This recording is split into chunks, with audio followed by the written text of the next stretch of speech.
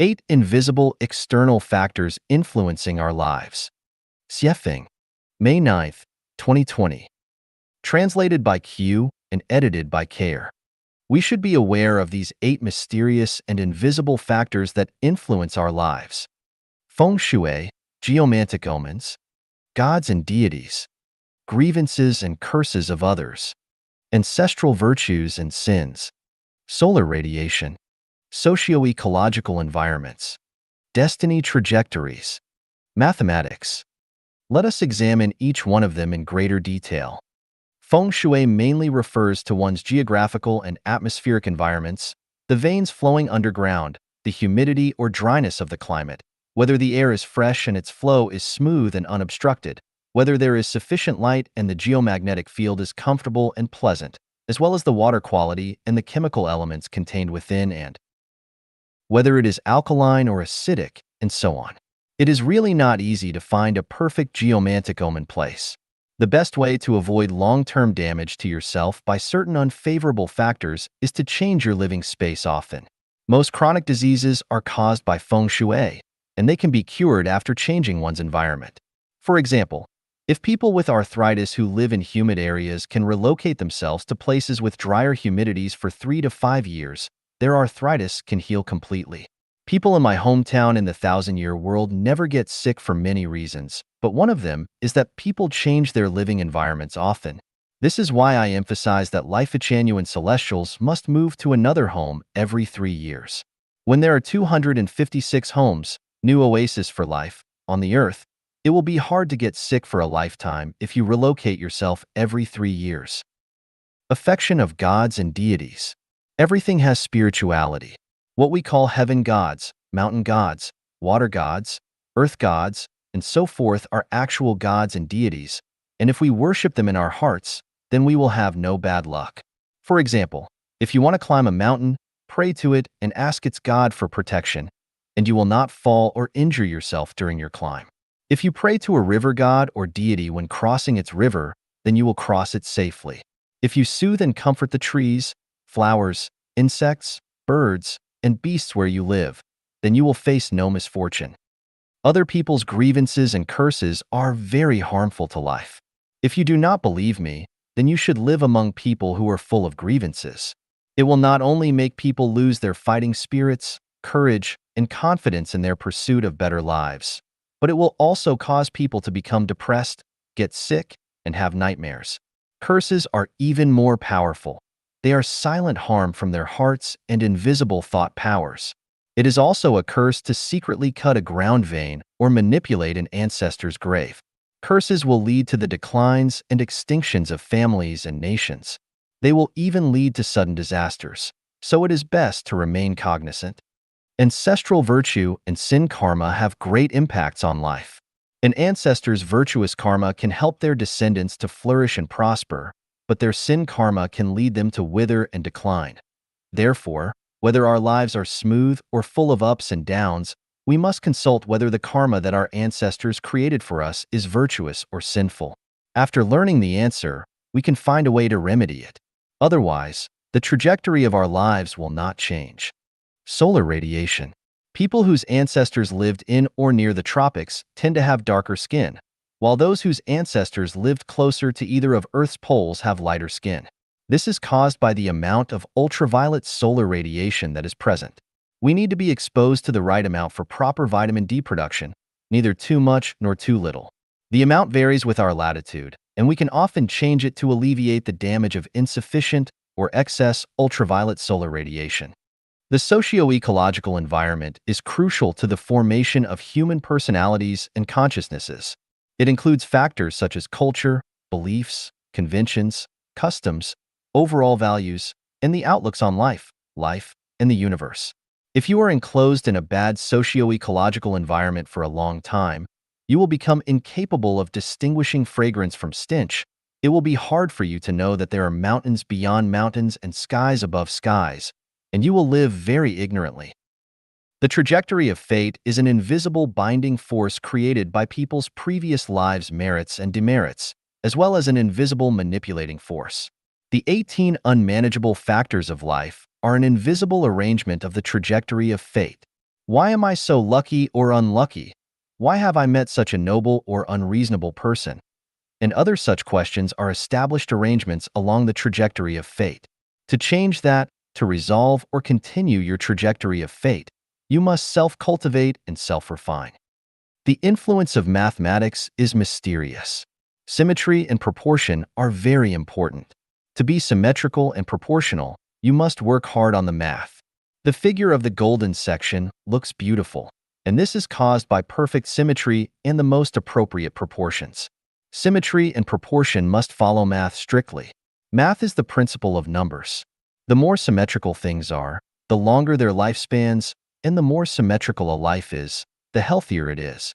Once the math falls out of balance, a life will quickly decay and die, and it also becomes easier to suffer from nature. Therefore, how high a house should be, how big its doors and windows should be, how far or close it should be to the neighbor's house, how many sets of clothes and shoes should be stored in its closets, how high its tables, stoves, and windows should be, on which dates you can go out for trips or important meetings should be held, on which date the construction of the house should be started, how many plates, forks, and chopsticks should a family have, how big your house should be, and so on, are all in the math. If the math is suitable, then everything will go well, but if it is not, then everything will go against your will. There are 64 factors that affect people. The permutations and combinations of them are astronomical figures. As a person, it is hard to attend to one thing without neglecting another. The simplest method available is to follow the way of the greatest creator, the path of life. Xuefeng 与年轻人聊聊. Xuefeng chats with young people. Xuefeng, October 22nd, 2020. Translated by Chinyu and edited by Care. After more than 60 years of springs, summers, autumns, and winters, I have some insightful life experiences to share with young people. They may not be correct, but they are just for reference. Life is the perception and experience of life in the human world. The richer that experience is, the deeper its perception is. The deeper that perception is, the clearer its truth is. Therefore, life is about experiences, and only those experiences form the wealth that life possesses. Some of those experiences are frustration, disappointment, failure, despair, love, friendship, kinship, sex, holy love, the spring, summer, autumn, winter, wind, clouds, rain and snow endowed by nature, joy, freedom, happiness, satisfaction, sacredness, solemnity, beauty, infinity, the coming and leaving of predestined relationships on the trajectory of life, and the cycles of causes and effects. When you are young, do not pursue vanity and trends, be engulfed by the trends of the times. Compare yourself with others, or pursue material possessions, such as buying real estate, cars, expensive consumer goods, high-end supplies, and so forth. If you focus on material abundance and possessions, then you are heading towards decadence, corruption, depravity, pain, troubles, and death. Rather, you should spend your time and energy on learning scientific knowledge and skills, how to behave, the teachings of gods, Buddhas, and celestials, and how to enhance the value of your life. Do not study metaphysics or enter religious groups, political groups, or various cultivation groups because they are all problematic. Especially do not learn anything about magical powers, special abilities, or spell powers. I do not even advocate the premature learning of Buddhism, Taoism, or divine law, let alone supernatural powers. Learning is to enrich one's understanding and to improve the quality of their life, not to be an official or make money, glorify and illuminate one's ancestors, or to be outstanding, let alone to build your good fame forever, but to experience life more deeply and to experience fun and wit of life. Why is the most important thing in life to enrich one's understanding and improve the quality of life? You can only understand it if you look at and study stones. From diamonds, emeralds, rubies, sapphires, opals, aquamarine, tourmaline, moonstones, and garnets, to pebbles, each of their values are completely different. Although we cannot always be human diamonds and emeralds, we cannot let ourselves become the pebbles among people. The more precious the stones are, the more embedded they are into the most sacred places, and the rougher they are, the more they are laid under people's feet. If someday someone can become a god, you will know that the purer their quality of life, the more they will live in a free and perfect world, and the lower their quality of life, the more they will live in a world of control and dilapidation. When you are young, do not waste your mind on building relationships with people because the cost of doing so is very high. Many people spend their precious time, energy, and even wealth on maintaining relationships, but it is not worth it. As long as they are people, they will part ways with you. Lasting relationships are almost impossible to maintain. Following predestined relationships is best, but not maintaining them deliberately. True confidence will appear on your road to strive forward instead of in the relationships you maintained by racking your brains. If you are a precious gemstone, then you will not need to establish relationships deliberately because people will chase you. If you are a cobblestone, then no matter how you rack your brains to establish relationships, people will abandon you. We are currently living in the era of network information, and the biggest characteristic of it is impetuousness. People are impetuous, markets are impetuous, society is impetuous, religion and political parties are all impetuous. There are bubbles everywhere, and they will burst at any time. Therefore, learn to calm down and think and study those that can last longer. According to my observation and analysis, 95% of the internet's content, including social media, is rubbish. Therefore, if you invest your time and energy with social media on the internet, you will be collecting rubbish and you will be dealing with rubbish. In the long run, you will become a garbage collector. There are three major wealths in life: material wealth, spiritual wealth, and soul wealth. When you are young, you should pursue soul wealth first, then spiritual wealth, and material wealth last. If you have a healthy body, that is equal to having material wealth. It can be said that health is the first material wealth of life. Thus, you should take good care of your body, do not stay up late, do not smoke, avoid drugs and alcohol, do not overeat, but eat in an orderly manner, and do not do so indiscriminately to satisfy your appetite. Your first priority in life is to honor your parents. How your parents treat you is their business, but as children, do what children should do. There are many ways to do this. The most important is to not let your parents worry about you and rush about and overwork for you. You may not be able to provide superior material wealth for your parents, but at least do not let your parents work hard to provide you with superior material conditions because you are a human, not a pig, and your parents raised you to adulthood. After you have reached the age of 18 years, you have to walk on your own, and you can no longer rely on your parents for your survival. In this way, even if you cannot afford to support your parents in their old age and bury them, at least you will not have too much guilt in your heart, and in the eyes of heaven, you will be regarded as a reasonable person, a person who can be blessed. I have compiled a book, Treasures of Classical Advice, which is the essence of the wisdom and experiences of human sages. It is worth reading. I hope that you will read it when you are free, because you will definitely benefit from it. 共产主义，劳苦大众的唯一幸福之路。 Communism is the only way to happiness. For the toiling masses. Xuefeng. November 20th, 2020. Translated by Yu and edited by Care. Communism is actually sharing, and the higher the degree of sharing of things, the greater their value. The most effective way to maximize the value of all resources is to share them with everyone, which is communism's essence. People are inherently selfish, so they reject communism intuitively, and they are most afraid of sharing when they have little material wealth. If a person is so poor that they only have a broken bicycle, then they will be unwilling to allow anyone else to ride it. This is human nature. However, when people not only have material wealth, but also power, status, and reputations, they always want to make themselves and their families live more luxuriously than those around them so that others will envy them. This satisfies their vanity, so they are reluctant to share anything with others. Since Marx founded his theory of communism, the communist movement has almost always been promoted violently and in ways which damage the interests of the property-owning class. The imperfection of Marx's communist theory and the blindness of the behavior of communist practitioners has led to the failure of the communist movement. As a result, when people hear about communism, they instinctively hate it and resist it, which is completely understandable. According to historical experience, I can understand why people demonize and resist communism. This should be a lesson learned, and it can even be said that they are doing right because the so-called communist movements throughout history have run completely counter to the real thing.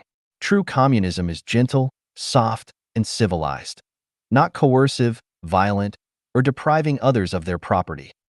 Who has suffered the most in human history? Of course, it has always been the toiling masses, that is, the common people. For thousands of years, their condition has basically not changed much, and they are still the bearers of most of the suffering. I grew up in Asia, spent more than 10 years in Africa, lived in North America for nearly 4 years, and I have also spent a few months with primitive tribes in Oceania. I felt and experienced deeply the pain and troubles of the commoners everywhere I went. In order to relieve the suffering and troubles of the toiling masses, I have immersed myself in the Bible, Buddhist scriptures, the Quran, the Tao Te Ching, and I have also concentrated on Western spiritual practices and Eastern Osho. I have always paid attention to the global climate and ecological changes, focusing on changes in global political ecology. What I want to tell mankind is that communism is the only bright way out for the common masses. So, what is communism? I have explained some of its theories, but no theories can reveal the essential characteristics of things, let alone analyze all the interpretations and extensions of them. It is only by creating real objects that people can observe intuitively and deeply that they will fully understand them. Therefore, Chanyuan Celestials and I created the purely communistic new oasis for life, formerly the second home. So if you want to know and understand what communism is, you can visit and experience the new oasis for life created by Life Chanyuan for yourselves.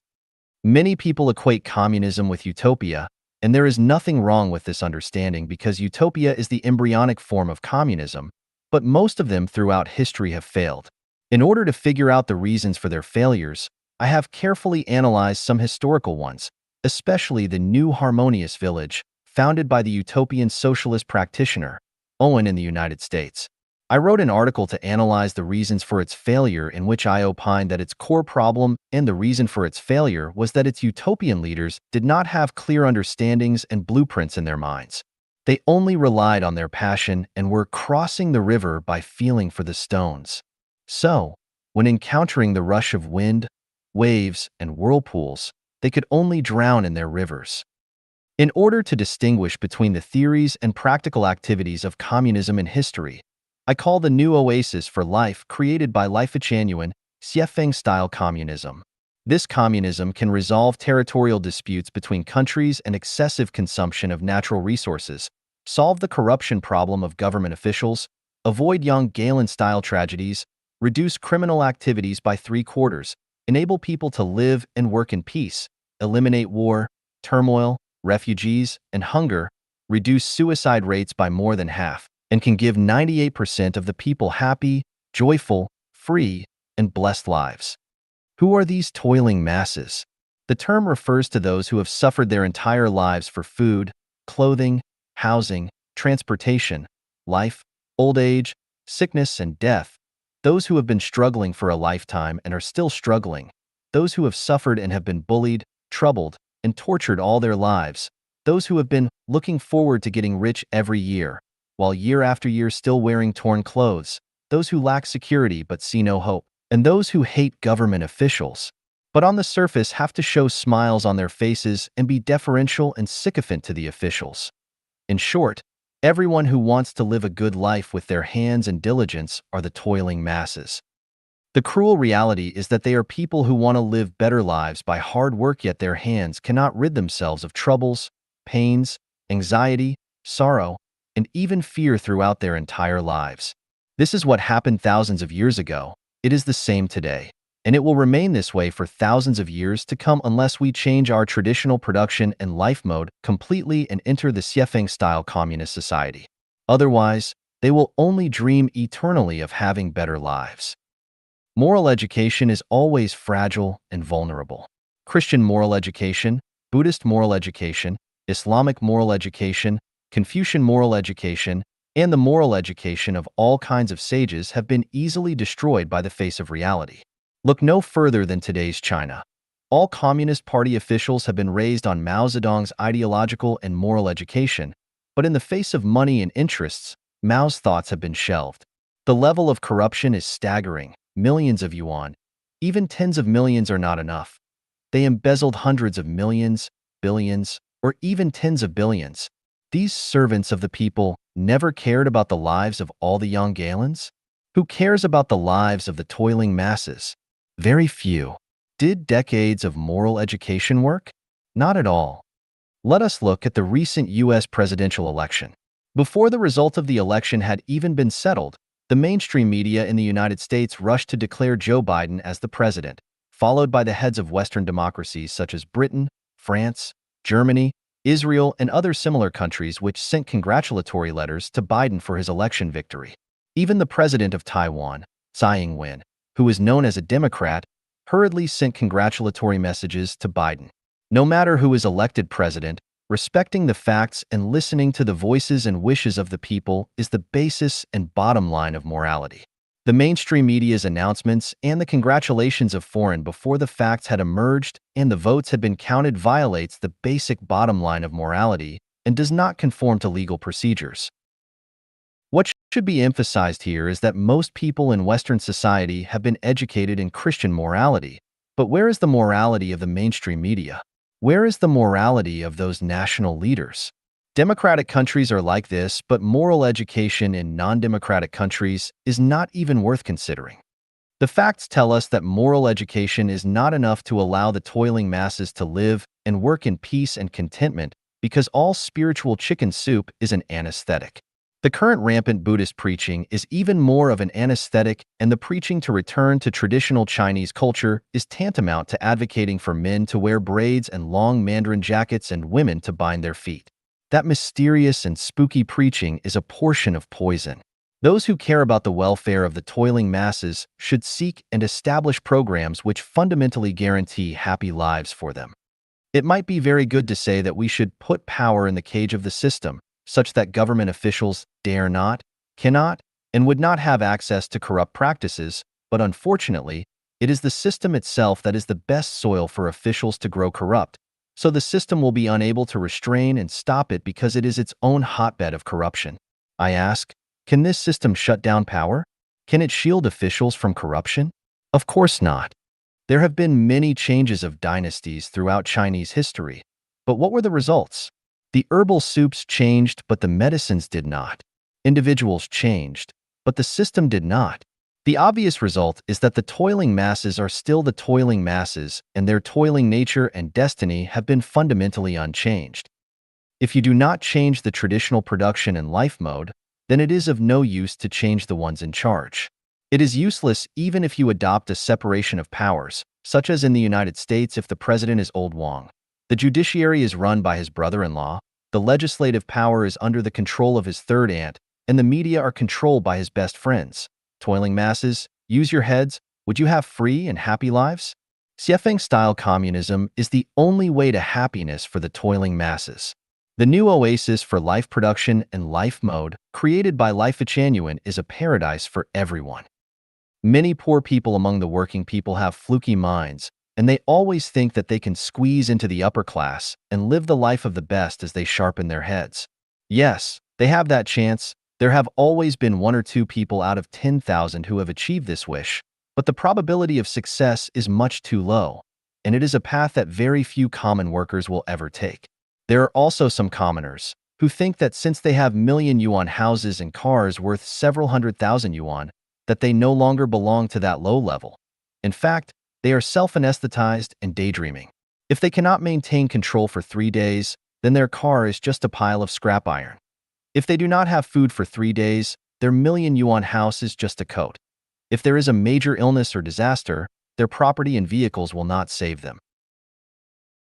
There are even some poor toiling masses who think that since they have become civil servants with iron rice bowls, secure jobs, they feel that their futures are secure, but in fact that is just a temporary comfort for themselves, and when they get old, they will learn the feelings of life.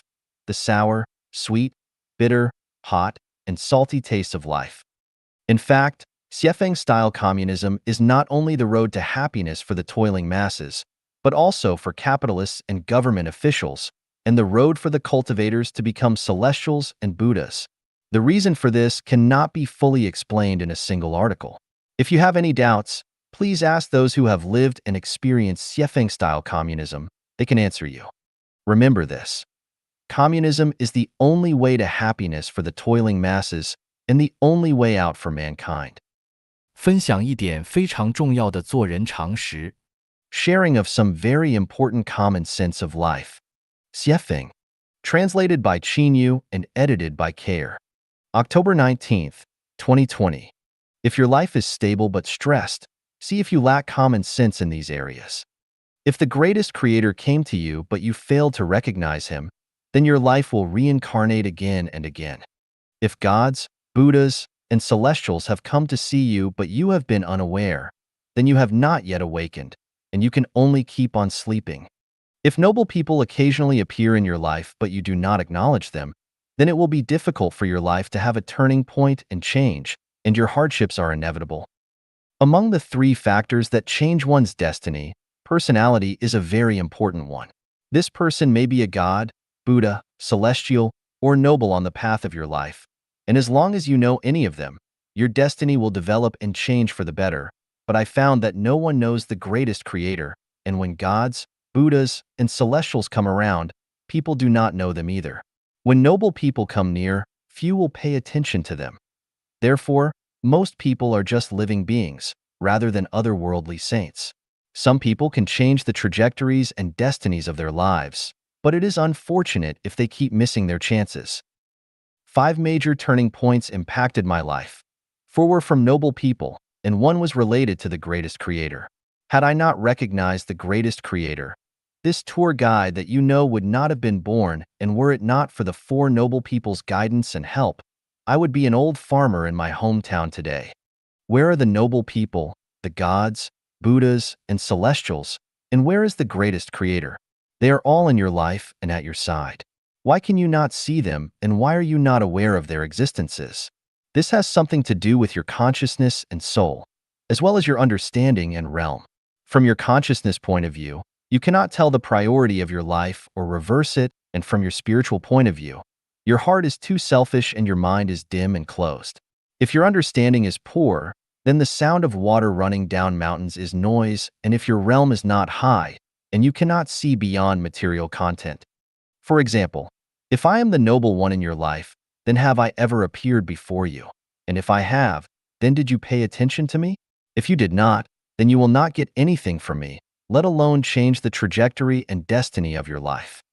How can it be considered that you have paid attention to me? When I speak, you must first listen carefully and then express your gratitude to me. When I come to you, you must stop what you are doing, mute your mobile phone, isolate yourself from the outside world, and communicate with me seriously and intently. When I post articles in WeChat, circles of friends, you should offer likes and show that you have me in your heart. When I show you the way, you must have no doubts, but rather start then and there. Such can be considered your having paid attention. So what kind of words and deeds are considered as your not having paid attention? When I talk to you, do you steer clear of my crucial points, not focus on the subjects of our conversations, and stray to topics that have nothing to do with my subjects? Do you talk too much and listen too little? When I came to you, or when you came to me, were you too busy looking at your phone and chatting with someone else to communicate seriously with me? When I posted an article, did you never offer a like, and therefore prove that I am not important to your consciousness? Were you so busy expressing yourself that you never reacted to my point of view, and so on? What I am saying is that there must be someone whose cognition is higher than yours in any group. Just as in a banquet, there must be a guest of honor. Therefore, after entering any group, the first thing that you must do is to find a person whose cognitive ability is higher than yours. As long as they are there, then you should talk less and listen more to them. In this way, you will benefit. Since they might be a celestial, Buddha, or the noble person in your life, they might well change your miserable destiny. There are mountains beyond mountains, skies above skies, people beyond people, and great masters beyond masters. Do not express yourself too much. When confronted by people with higher cognitive abilities, always listen, do not argue or express yourself, because the more you do, the worse you will be, because within the scope of his or her cognition, those actions can only show your limitations. When you become complacent, they will have already abandoned you. In this way, you will have missed the gods, Buddhas, celestials, and noble people, and missed your opportunity to change your destiny. When one thinks that they are completely right, then there is no room or opportunity for them to sublimate anymore. Their sublimation will be over, and the gods, Buddha, celestials, and noble people will avoid them.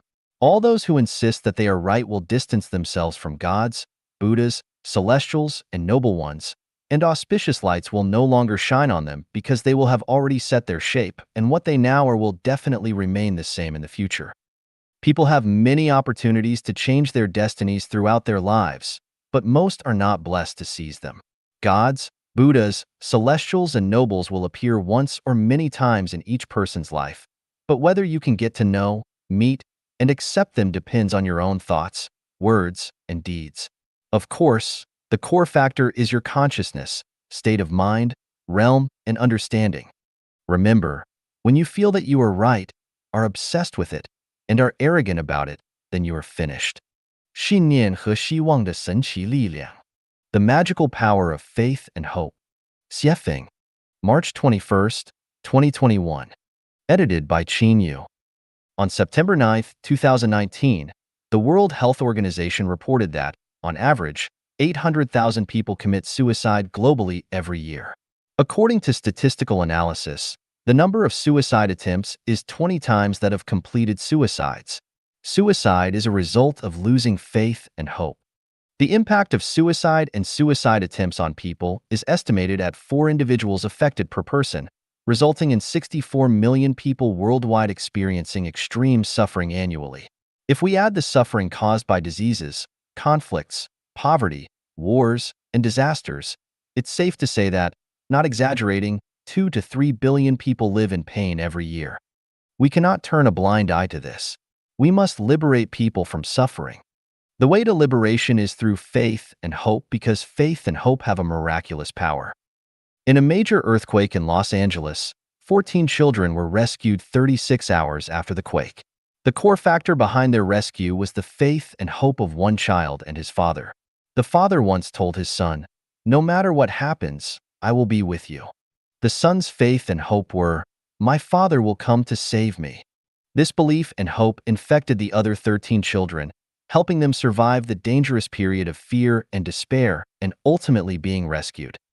On August 5, 2010, a collapse occurred at the San Jose copper mine in northern Chile. 33 miners were trapped 700 meters underground, and those above ground didn't know if they were alive or dead. The 33 miners managed to take refuge in a shelter, but their situation was dire. The shelter held only enough food for 2 to 3 days, yet they persisted for a full 17 days.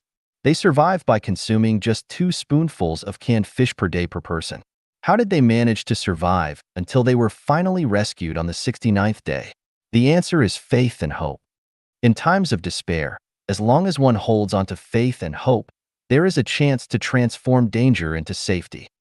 In today's era, one of the best examples of maintaining faith and hope is the Chanyuan Celestials of Life Chanyuan. A group of ordinary people, more than 100 in number, began living together in a communist model since 2009. Over the past 11 years, they have faced repeated hardships. They built 3 idyllic paradises in Yunnan province. Due to the government's lack of understanding, they were driven out of their homes, and their more than 20 million yuan in property went to waste. They then built a home in Nanjing, only to be evicted again by the government. Meanwhile, they created 3 homes in Xinjiang, only to be driven out again. Returning to Yunnan, they built 3 more homes, only to face hardship once more and be forced out. The group exhausted its funds, feeling that there was no place for them in the world. However, they overcame these difficulties and persisted until today. Several more homes have been rebuilt. Especially the 2 homes in Thailand received support from local temple abbots. The home building in Canada was delayed due to the pandemic but remained standing. Despite being in dire straits, we did not lose hope. We did not stop moving forward because our faith remained unshaken and our hope never turned into despair. We firmly believe that the greatest creator will not abandon us. We believe in the justice of the Tao. We believe that the government's lack of understanding is only temporary, and we believe that, as long as there are no unlawful or unruly acts, the government will one day understand and allow us to live according to the communist model. Additionally, our profound understanding of countless secrets of the universe, time, space, and life has filled us with immense hope and confidence in the future. Without the support of faith and hope, life genuine would have long vanished. From the practical experience of life genuine new oasis for life, we have gained a profound understanding. As long as all of humanity embarks on the way of the greatest creator, the path of life genuine, and enter into the Xuefeng style, communist form production in life, the 800,000 people won't commit suicide every year, and the suffering of hundreds of millions of people will not only be alleviated, but may even disappear entirely. The entire human race should embrace one faith. Life genuine can save humanity and rescue people from the sea of suffering. The entire human race should hold on to one hope. As long as life genuine exists, the beautiful life that humanity dreams of will undoubtedly come. 人生的效率、深度和广度。The efficiency, depth, and breadth of life. Xuefeng, July 16th, 2020. Translated by Qinyu and edited by Peter. Most people should be geniuses in a certain field, but most people are mediocre and find their goals to be unachievable throughout their lives. The reason is that they are forced by life and cannot engage in the work they like, and their entire lives are consumed in their trivial daily affairs. We analyzed housewives statistically. Few housewives have achieved success in their careers because they are submerged in daily trivial housework. We asked an elderly woman, "What have you done in your life?" She could hardly list any examples that she can be proud of. In fact, she has a lot of work to do every day: cooking, washing, taking children out, purchasing, cleaning, and visiting relatives and friends. Countless daily tasks almost dragged her down, and in the end, she found that she had accomplished nothing in her life. Of course, I do not advocate that all people become the best, glorify and illuminate their ancestors, and be successful, much less advocate that all people be extraordinary and live their whole life gloriously. I just want people to live a life that is a little more comfortable, cool, relaxed, and free. Then, how to achieve this wish? Do only one thing in your life. This is a truth that I have recently realized. In the past 10 years or so, I have spent my life being a guide for life genuine and have not done anything else. Thus, I have finished writing articles comprised of millions of words and created more than a dozen picturesque human homes based on the new life model. But in the last 2 or 3 months, I have done so many tasks which are too miscellaneous that I have hardly anything to show for it. Every day, I get up at 5 o'clock, browse the internet for half an hour, and quickly wash and prepare breakfast for the guests. Even if there are only 2 guests, it takes me at least 2.5 hours from preparation to completion. During these 2.5 hours, I must do at least 20 things or more. After the guests have left, I clean up the room. From cleaning the toilet and bathroom sink, wiping tables and chairs, changing the sheets, pillowcases, and 3 sets of large, medium, and small towels, until cleaning the carpet, there are more than 10 things to do. In addition, it takes an average of more than 2 hours a day to clean up the yard. It is not easy to mow the lawn of 10 acres of land neatly and beautifully. I also need to answer the phone at any time to answer questions from the guests, and to take garbage to the dump more than 10 kilometers away from time to time, to go to over 30 kilometers away to make purchases, to keep the restaurant clean and tidy at all times, to keep records of the income and expenditures at any time for the preparation of the quarterly accounting and tax payment, to pay the fees every month: internet fees, TV fees, mobile phone number fees, medical care insurance premiums, gas bills, electricity bills, etc. In addition to these daily tasks, I must deal with unexpected occurrences anytime and anywhere. I am thinking that if I spend my whole life like this, even if I am a genius in a certain field, my talent will be buried in endless tedious affairs. Doing a lot of various kinds of work can broaden the breadth of life, but you will never reach the depth, height of life, and there will be no efficiency. Always doing one thing will be the most efficient. The more complicated and varied the things you do, the lower the efficiency. Last year, I planned that any way possible, this year I will go away once, at least to visit Prince George City, which is more than 300 kilometers away. As a result of my daily tasks, I haven't been able to achieve this goal till now. I am tightly bound to the same place and cannot leave for a while. A donkey has a blindfold over its eyes to let it grind grain. It goes around and around the millstone and will go around in circles in the same place for a lifetime. In fact, most people live in the same way as donkeys do. The donkey has to revolve around the millstone. Whether the donkey pulls the grindstone, makes the circle or not, it is not up to it. What about people? Compelled by environment and the pressures of life, people have to repeat the same work every day. All this is involuntarily, and they have no choice. Who can say that I do what I like the most every day? To make life a little more comfortable, chic, relaxed, and free, we must only do one thing in our lives so that we can reach the depth of life. A drilling rig can only drill tens of meters at a time if it infrequently changes the drilling location. To drill to 1,000 meters or 10,000 meters, you must drill in the same hole. Only by concentrating on one goal can it be thus. Rubbing ropes against wooden boards will cut into them, and dripping water onto stones will wear them down. If we work 8 hours a day to make $100, can we make $100 in just 2 hours? I think it is possible. The way to do this is to do only one thing. The more complicated the things we do, the less money we can make. Only by doing one thing can we be relaxed and comfortable. In this way, can we have a good mood and free time to dabble in a broader field in order to expand the breadth of life. The problem is, who can do only one thing in a lifetime? If we still pursue the efficiency, depth, and breadth of life in accordance with the traditional production and life mode, for most people, it is just a beautiful and unrealistic fantasy. There is only one way to reach the goals. That is to live in the life mode of New Oasis for Life created by Life Genuine. That is the best place to realize your ideal of life. 自由之路 The Road to Freedom. Xuefeng, November 10th, 2022. Translated by Chinyu and edited by Peter. The highest realm pursued by human beings is to obtain physical and mental freedom. Not being physically and mentally free is like being in prison. Why do people want to make more money? Its core purpose is to gain greater freedom. Why do people have to study hard? Its ultimate purpose is to gain more physical and mental freedom. Everyone who has worked hard all his life is fighting for his own physical and mental freedom. The question is, have they achieved physical and mental freedom throughout their life? None.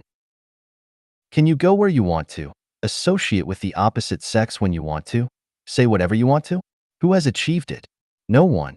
The presidents cannot, billionaires cannot, experts, scholars, and professors, followers of any religion, none of them can, not to mention the general public. What is the problem? Why has not a single person achieved physical and mental freedom in their entire life for thousands of years? There are 8 factors that prevent people from obtaining physical and mental freedom, namely, country, money, marriage, family, kinship, government, debt, and ego. As long as there are countries in this world, no one can be free. As long as there is money in this world, no one can be free. As long as you enter marriage, the special relationship between both sexes, don't expect to be free again. As long as you revolve around family, the most basic production relationship in society, you will never expect to be free for the rest of your life. As long as you have parents, children, siblings, and other relationships, you will not have freedom of mind and body. As long as there is a government that controls you at all times, no one can be free. As long as you owe debts of gratitude and financial debts, don't even think about gaining physical and mental freedom. As long as you are stubborn and always think you are right, you will not achieve freedom. Isn't this making people feel hopeless, desperate, and miserable? Think about it this way, no matter how hard we try, no one can reach the highest realm of physical and mental freedom. Why do the vast majority of people go to some kind of religious belief? When people cannot get physical and mental freedom in reality, they can only seek spiritual comfort in religion, to anesthetize their fragile and sad nerves, and to live a miserable and helpless life in hope. In terms of conventional thinking, there is no possibility that the country, money, marriage, family, kinship, government, debt, and ego will disappear from the world. No one in their right mind can accept the disappearance of these 8 factors, even emotionally. However, It is precisely because people are too rational and pay too much attention to affections that no one has achieved true physical and mental freedom for tens of thousands of years. People cannot imagine how they would live if these 8 factors disappeared. For example, if there is no country, who will protect my safety? What's the point of having a life without parents and children? Who will be responsible for the normal operation of society without the government? Without money, what can I use to exchange for the goods I need with others? And so on. It's hard to imagine how human society would operate and develop in an orderly manner without these 8 factors, and 10,000 what to dose will come to mind. Nothing is ever impossible which not yet been realized or transformed by thinking. On my way to make people completely gain physical and mental freedom, I entered 20 worlds in the realm of time and space that are superimposed, intersected, have clear boundaries that are interconnected, and found that there are no factors such as country, money, marriage, family, and kinship in the 1,000-year world, which is the closest to human life. But the people who live there have a beautiful life with complete freedom of body and mind. I wondered if I could copy the life mode of the 1,000-year world to the human world. So I created a brand new production and life mode which is completely different from the traditional life mode. I call it the second home. This second home life mode has been going on for 13 years since April 2009, and 95% of those who have lived this way have been happy with this way of life. It turns out that, even if factors such as country, marriage, and family disappear, human beings can live a lifetime in the highest realm of life with freedom of body and mind. Can the partial success prove that the second home model works in the world? In theory, it totally works. In practice, it needs to be confirmed experimentally. I have lived in Asia for decades, Africa for more than 10 years, America for more than 5 years, and a few months with the indigenous tribes of Australia. In the recent 5 years, I have been in close contact with more than 2,000 people from Europe and have had superficial exchanges with most of them. I have also had deep contacts and exchanges with the Kanahana family in Japan. I have visited 2 communities in Canada as well and have conducted in-depth exchanges with them. My feeling is that the new life of human beings, the second home mode, works all over the world. What I am convinced of is that if human beings are not eliminated by nature, the future production and life mode of human beings will be the second home model. This is the only way for everyone to obtain physical and mental freedom. The conclusion is that the new mode of life for mankind, the second home, is the road to freedom. 我想与你聊聊天。 I want to have a chat with you. Xuefeng, June 3rd, 2017. Translated by Chinyu and edited by Peter. Knowing and understanding ourselves is one of the guarantees for a happy life. If we do not know ourselves or understand ourselves, we will inevitably have a series of troubles and pains in our lives. And we will attribute these troubles and pains to the outside world and others, instead of ourselves. A king or a beggar, who is freer and happier? The answer is, whoever knows and understands himself is happier. When a person vents grievances, it is from a lack of knowledge and understanding of himself. When a person blames others, it is from a lack of knowledge and understanding of himself. When a person feels his talents are unrecognized, it is from a lack of knowledge and understanding of himself. The world is still the same. The world is faultless. All faults lie within ourselves. If a person is revered and respected by others, that's because he is valuable to people. When he loses his value, no one will revere and respect him. This is not only a cruel reality, but also the law of justice in the world.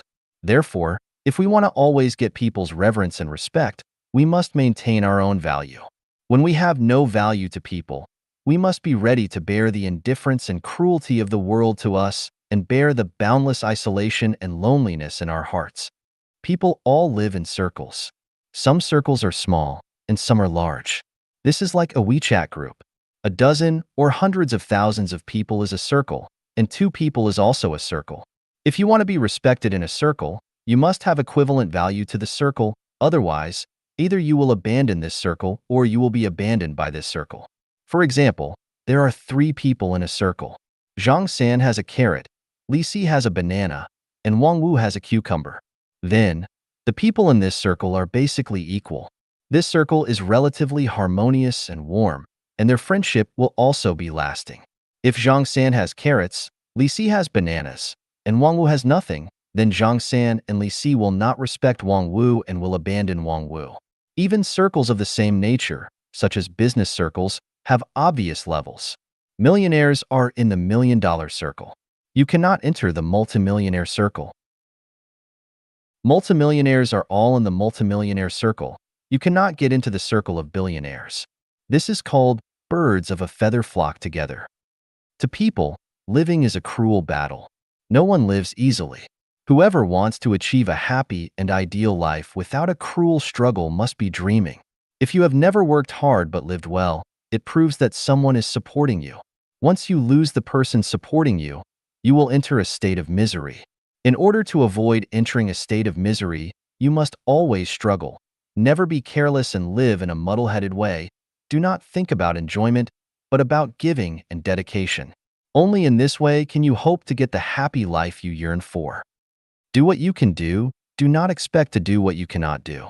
If you cannot do well at what you can do, there is no doubt that you won't do well at the things you expect to do. Ask yourself often, what have I done well? What have I done that I can be proud of? Do not dislike the trivial and simple things. A person's talents and great qualities are reflected in the simplest and smallest things. If you do small things well, you can do medium things. If you do medium things well, you can do big things. And if you do not even do small things well, can you do medium and big things? Even ghosts won't believe this. Be proactive, not passive. As a child, do not always hope that your parents will arrange everything for you. As a student, do not always hope that the teacher will arrange everything for you. As a disciple, do not always hope that your master will arrange everything for you. As a subordinate, do not always hope that your superiors will arrange everything for you. As a citizen, do not always hope that the president and the central government will arrange everything for you. If we do not give full play of our intelligence and wisdom now, we will never receive support and promotion from nobles. We will lose the steps to promotion forever, and we will never release our inner energy to liberate ourselves or change our bad fate. 超越时空，活在未来。 Transcending time and space by living in the future. Xuefeng, June 16, 2018. Translated by Qinyu and edited by Peter. Man is life. Life is a non-material structure with spirituality. The core component of life is consciousness. For consciousness, there is no question of reality and illusion, no question of time and space, and no question of past and future. Reality and illusion, time and space, are a problem that stubbornly exist in human perception. For life itself, these problems do not exist. The essence of life is perception and experience. Without perception and experience, there is no life. In other words, life without perception and experience does not exist. As far as perception and experience are concerned, there is no difference between dreams and reality. There is no difference between playing games online and directly participating in games. There is no difference between virtual and real situations. There is no difference between a face-to-face chat and a dream chat. There is no difference between recalling the past and looking forward to the future. And there is no difference between concrete practice and imaginative practice. For example, in the illusory scene of dreams, what we perceive and experience in dreams is the same as what we perceive and experience in reality.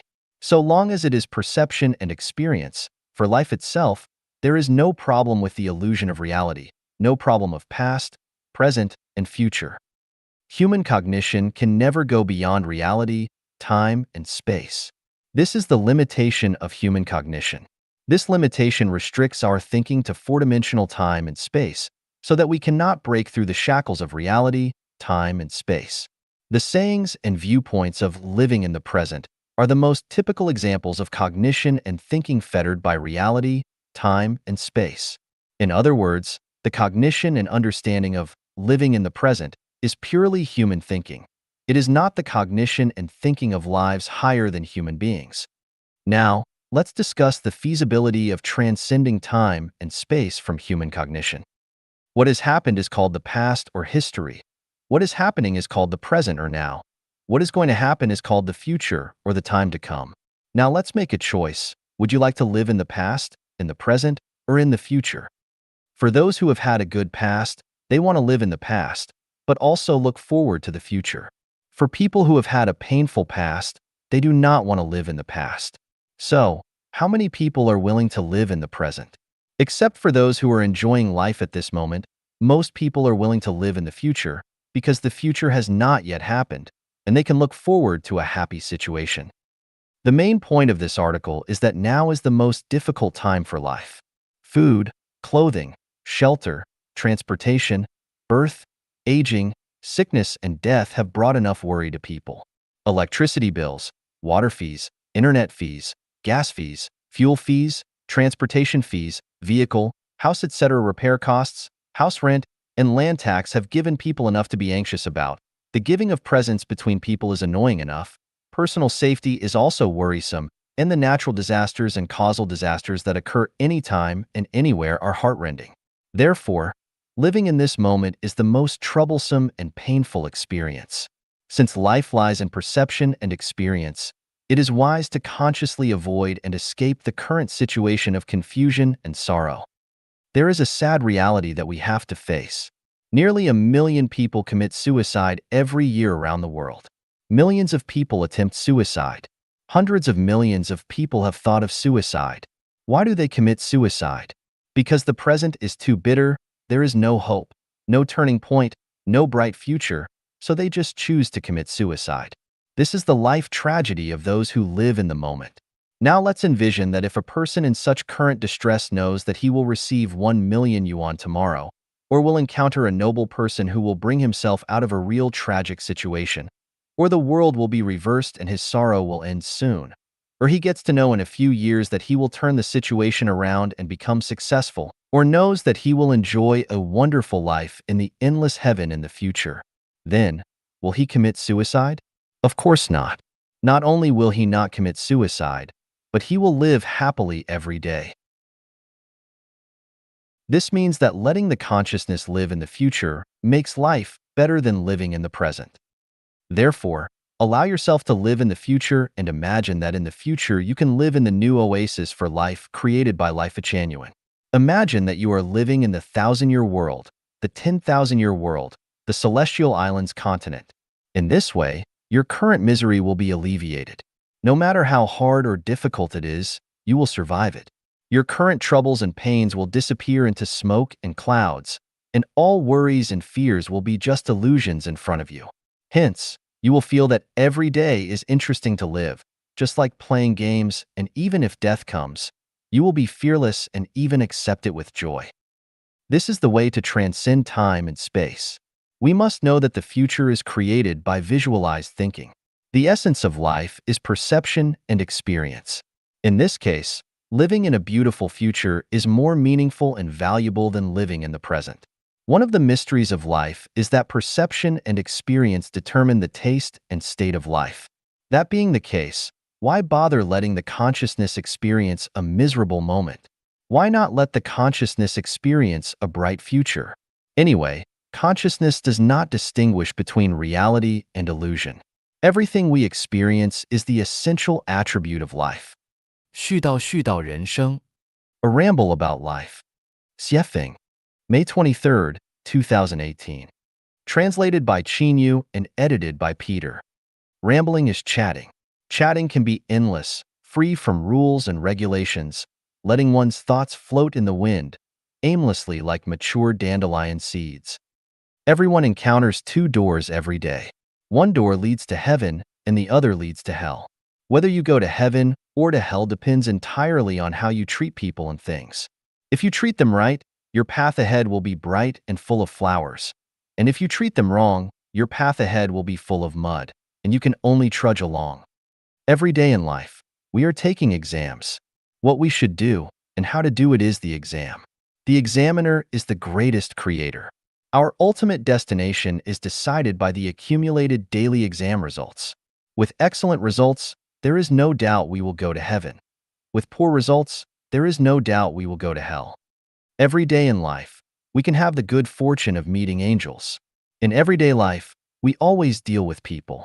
Even the person we meet in the WeChat group might be an angel. If we treat angels kindly and sincerely, our lives might turn around and we may get to know the secrets of life. If we treat angels badly, we may miss a good connection and a good future. Everyone's outcome is an accumulation of his lifetime's thoughts and behavior. Do not take the chance and think that if you hurt a person or life you will not be punished. It is impossible. Punishment is bound to come. Even if we once ridiculed someone, even if we once gave someone a contemptuous look, even if we once humiliated someone with vulgar language, punishment would inevitably come. Some punishments are obvious, but most of the punishments are without a trace. It just happens without our noticing of it. For example, we should have eaten ginseng fruit, but in fact we got sour plums. We should have done something smoothly, but in fact we encountered obstacles and resistance. To analyze and judge a phenomenon, three basic factors need to be considered. One is affection, one is reason, and one is nature. Some phenomena conform to affection but not reason in nature. Some phenomena conform to reason but not affection in nature. And some phenomena conform to nature but not affection and reason. Some unreasonable phenomena are in line with affection and nature. Some ruthless phenomena are in line with reason and nature. And some phenomena that are neither in line with reason nor affection but are in line with nature. Therefore, it is best not to judge any phenomenon in life.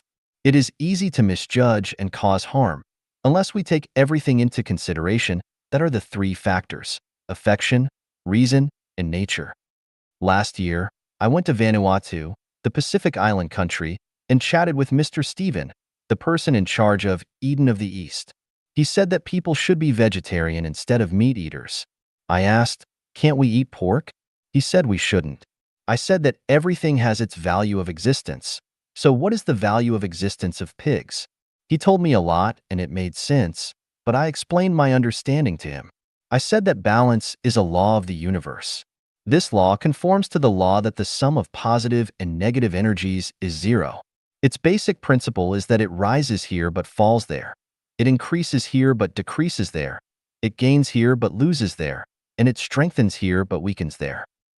For example, if a person's words hurt many people, the balance of it will be that he can no longer talk. If a person takes advantage of the world, he will definitely be balanced by paying the price for this. If a person owes someone a debt, it will be balanced by his repaying the debt. If a person cruelly killed another life, it will definitely be balanced by the giving of his own life. In this sense, a pig must be the reincarnation of a certain person as a result of his words bringing too much hurt to others. He took too much advantage of others, he owed too much debt, and cruelly killed a certain life. Only by reincarnating as a pig and paying with his own hair, bones, blood, flesh, and life can he balance the debts he owed in his previous life. In this sense, eating meat is a kind of benevolence, and not eating meat is cruel. Why do I say so? When a person owes a debt, he will be reincarnated as a pig to repay. If you do not eat his meat, that means that he is not allowed to repay his debts, and he has to continue to carry his debts and reincarnate again and again in the livestock world. This is a bit cruel. But if you eat his meat, it lets him repay his debts and leave behind his reincarnation in the pig world and return to the human world as a human being. Isn't it a good deed? There are endless truths that people need to learn and understand in their lives. There is a deep understanding that I want to share with everyone. This is to never hurt anyone in your life. Do not hurt with words, nor with deeds, eyes, mouth, hands, feet, or thoughts. Even if others hurt you, you must never deal with a man as he deals with you. Just say good words, as many as you like, and never say anything bad. Once you do, it will become sin, and it will be too late to remedy. Fish are in the water, people are in the Tao, and the operation and changes of all phenomena and things in the world are in the Tao, and there are no people or things that should be wronged. Feeling being wronged is because of your not understanding cause and effect. If you understand the law of cause and effect, you will know that everything is appropriate. It is really divine punishments, though slow, are always sure, with big meshes yet letting nothing slip through. Therefore, if others hurt you, they will be handed over to the Tao's handling and arrangement. We ourselves will never hurt people, will never hurt anyone. 人类最佳出路，改变传统的生产和生活模式。The best way forward for mankind, changing the traditional production and life mode. Xuefeng. February 1st, 2023. Translated by Chinyu and edited by Peter. With the development of human beings today, There are many chronic diseases that cannot be cured by the traditional production and life mode. More than 7 billion people are living on the earth and consume a large amount of resources every day, and consumption has exceeded the regeneration capacity of the earth. Rapid advances in science and technology can develop new types of energy and save resources, but ultimately, it is a drop in the bucket and cannot solve the crisis that we are facing. The chronic diseases of the entire human society are as follows. Resource consumption exceeds regeneration capacity. Everyone is a consumer of resources, not a creator of resources. In the long run, the depletion of resources is an inevitable reality, and this problem cannot be solved by relying on the traditional production and life mode. The waste of resources. A large part of what people use in food, clothing, housing, transportation, birth, old age, sickness, and death today is extravagant and unnecessary. This problem cannot be solved by legal and moral teachings. It can only be solved by changing the traditional production and life mode. Official corruption and a slothful government. There are always contradictions between officials and the people. This problem has not been resolved for thousands of years. The problem is that the traditional production and life mode are fertile soil for corruption. If the traditional production and life mode do not change, the corruption of officials and government sloth cannot be eliminated.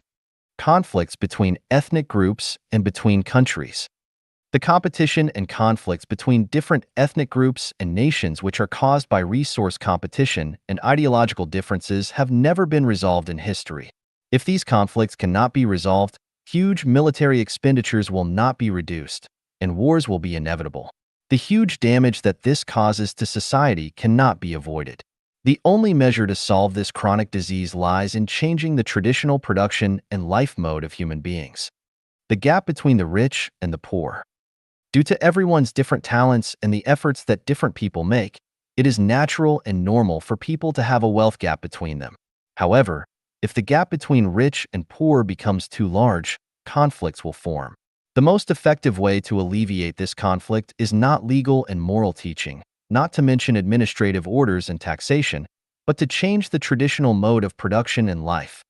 The magic of money. With money as a medium of exchange, its value and function cannot be questioned and underestimated. However, when people regard the pursuit of money as the primary motivation and purpose of survival and life, social turmoil and personal troubles and pains will be the result. How can the magic of money be eliminated? Only by changing the traditional mode of production and life. The loss of integrity. The more there are people, the fewer the resources, the more intense the competition will be, and the lower the integrity of people will be. With the loss of integrity, the cost of communication between people, countries, and special interest groups will increase infinitely. This is not only detrimental to the welfare of all the people, but also detrimental to resource conservation and social stability. How can this problem be solved? Legal and moral constraints cannot play a major role, so it can only be solved by changing the traditional mode of production and life. The disadvantages of government planning and a market economy.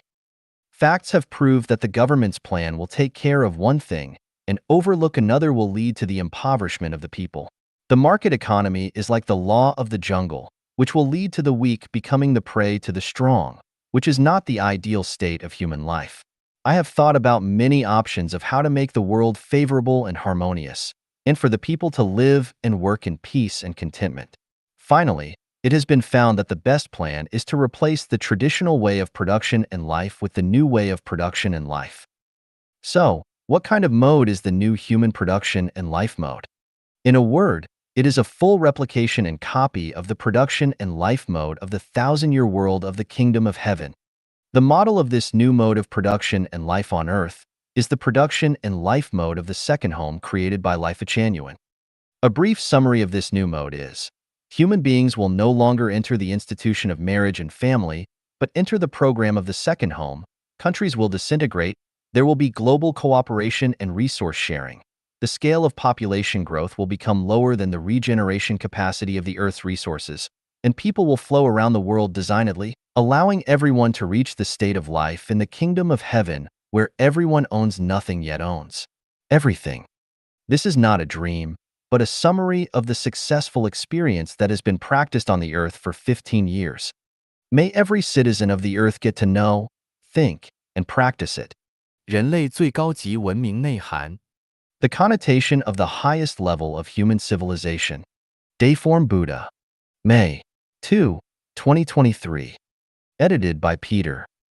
When human civilization enters the most advanced stage, there will be no laws, no countries, no currency, no marriage and family, and no forms of identification such as ID cards, passports, driver's licenses, work permits, medical licenses, judge certification, professor certification, and so on, and there will be no various types of business licenses. Readers may think that this is impossible. Without laws, without countries, without any identification, the whole human society will become chaotic. For example, if there are no driver's licenses, people who don't understand traffic rules will also drive on the road and will inevitably cause traffic accidents. I want to say that we cannot imagine the form and operating mode of the highest level of human civilization society with the current consciousness and living environment of people, but we can imagine that when everyone is selfless and exudes the nature of truth, goodness, beauty, love, sincerity, and trust from within, all the disputes in the world will be melted away. The unskilled driver will not drive on the road because he loves others more than he loves himself. Perhaps some readers may think that people cannot completely achieve unselfishness and selflessness, but in fact, when the traditional production and life mode of society will be replaced by the second home mode, people will find that the more unselfish and selfless they are, the more they will enjoy the joy and beauty of life and life to the greatest extent. We have proven this through 14 years of this production and life mode in practice. Without countries, laws, and marriage and family, will everything become chaotic? No. When we emulate the 1,000-year world mode, we will find that the higher the degree of freedom, the more civilized people will become. The more restrictions and constraints, the more people's selfishness, greed, and opportunism will be stimulated. Moreover, when tens of millions of second homes are born on the earth, people will choose to enter these homes to live in, and all the homes will operate according to universal values and the way of nature. All people on earth will become members of this big family of homes, and no matter what they do, whether it is power generation, farming, clothing production, education of children, shepherding on the grassland, or technological innovation in the laboratory, people from all walks of life will become members of the Earth family. Without currency and private property, everyone will freely use their intelligence and talents, and all the issues of food, clothing, housing, transportation, aging, and death will be resolved by this big family. No one would want to keep currency or have private property. Each second home has 30 to 300 members, and each member rotates to work and live in another home for 3 years. When people around the world start to flow freely, there will be no more national, party, religious, or cultural barriers, and any turmoil and war will no longer occur. Hunger will also disappear, and the probability of theft, robbery, corruption, fraud, and deception will become negligible. I am very sure that everyone must have 100,000 questions in their hearts about this, but I can tell you that I have thought of all the problems you are worried about, and I know the solutions. I can also tell you accurately that no one's thinking in the world today is deeper than mine, and no one's solution to solving problems is superior to mine. Even if the Eastern saint that everyone is looking forward to comes, it will not surpass my theory and practice. Humanity has only one bright future ahead, which is to follow what I say, because no matter how intelligent a person may be, they cannot escape the 36-8 diagram arrays. Only by following the path I guide you on can we have the most wonderful future. 与自己同行的人造就了人生的悲欢离合。 The people who accompany us on our journey shape the joys and sorrows of our lives. Xuefeng. June 1st, 2023. Edited by Qin Yu. People realize and understand as they grow older that the individuals that they journey with shape the joys and sorrows, separations and reunions of their life. They contribute to the ups and downs, the completeness and deficiencies of one's existence. During childhood, parents are the ones who bring both happiness and sadness, separations and reunions, completeness and deficiencies. Having loving and understanding parents is a blessing in life. However, if parents treat their child as a means to uphold family honor or as a target for venting frustrations from outside, it becomes a source of sorrow in life. During adolescence, the most influential people to walk alongside are teachers. Their words, actions, and evaluations lay the foundation for one's character and outlook on life. Wise and caring teachers pave the way for a hopeful and bright future, while narrow-minded and bitter teachers fill the sky of one's life with clouds, lacking warmth and sunshine. Young adulthood is a vibrant period for expanding one's social boundaries, and making friends is inevitable. Typically, people form 2 or 3 close friendships, and it is precisely these close friends that bring about significant turning points in one's life. Genuine and open-minded close friends, filled with the confidence and courage to strive and excel, will inspire oneself, leading to a passionate and hopeful outlook on life. On the other hand, if a close friend is selfish, deceitful, and harbors a dark mentality, one will also be drawn into a chaotic and disorderly path that goes against morality and even legality. In middle age, the most important companion in life is a spouse. If one is fortunate to meet a considerate, capable, and affectionate partner who excels at managing household affairs, it is a great blessing. Conversely, encountering an unreasonable, selfish, and greedy spouse who lacks understanding and often voices complaints creates a life filled with bottomless sorrow and misery. In such circumstances, whether it is the husband or the wife, thoughts of suicide often emerge in their minds. The inner pain has nowhere to be expressed, and they can only silently endure day after day, year after year. In old age, as physical strength gradually wanes and illnesses silently afflict the body, confidence in life diminishes. People around us unconsciously begin to drift away. At this time, the attitudes and treatment received from our children become the final scenery on the journey of life. If children are filial, it is a stroke of great fortune, bestowing immense blessings and great destiny.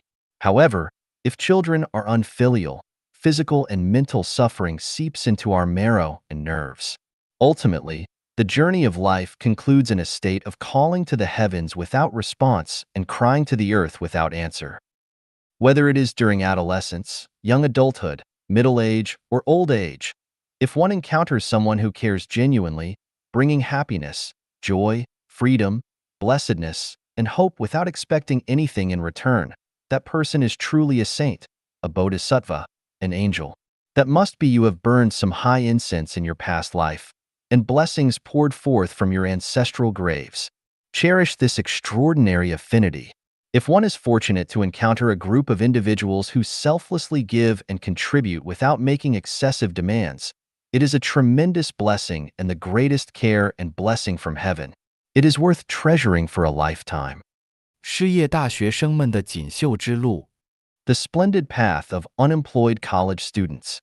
Xuefeng, April 25, 2023. Edited by Qin Yu. Happiness. Misery lurks beneath it. Misery. Happiness is to be found by its side.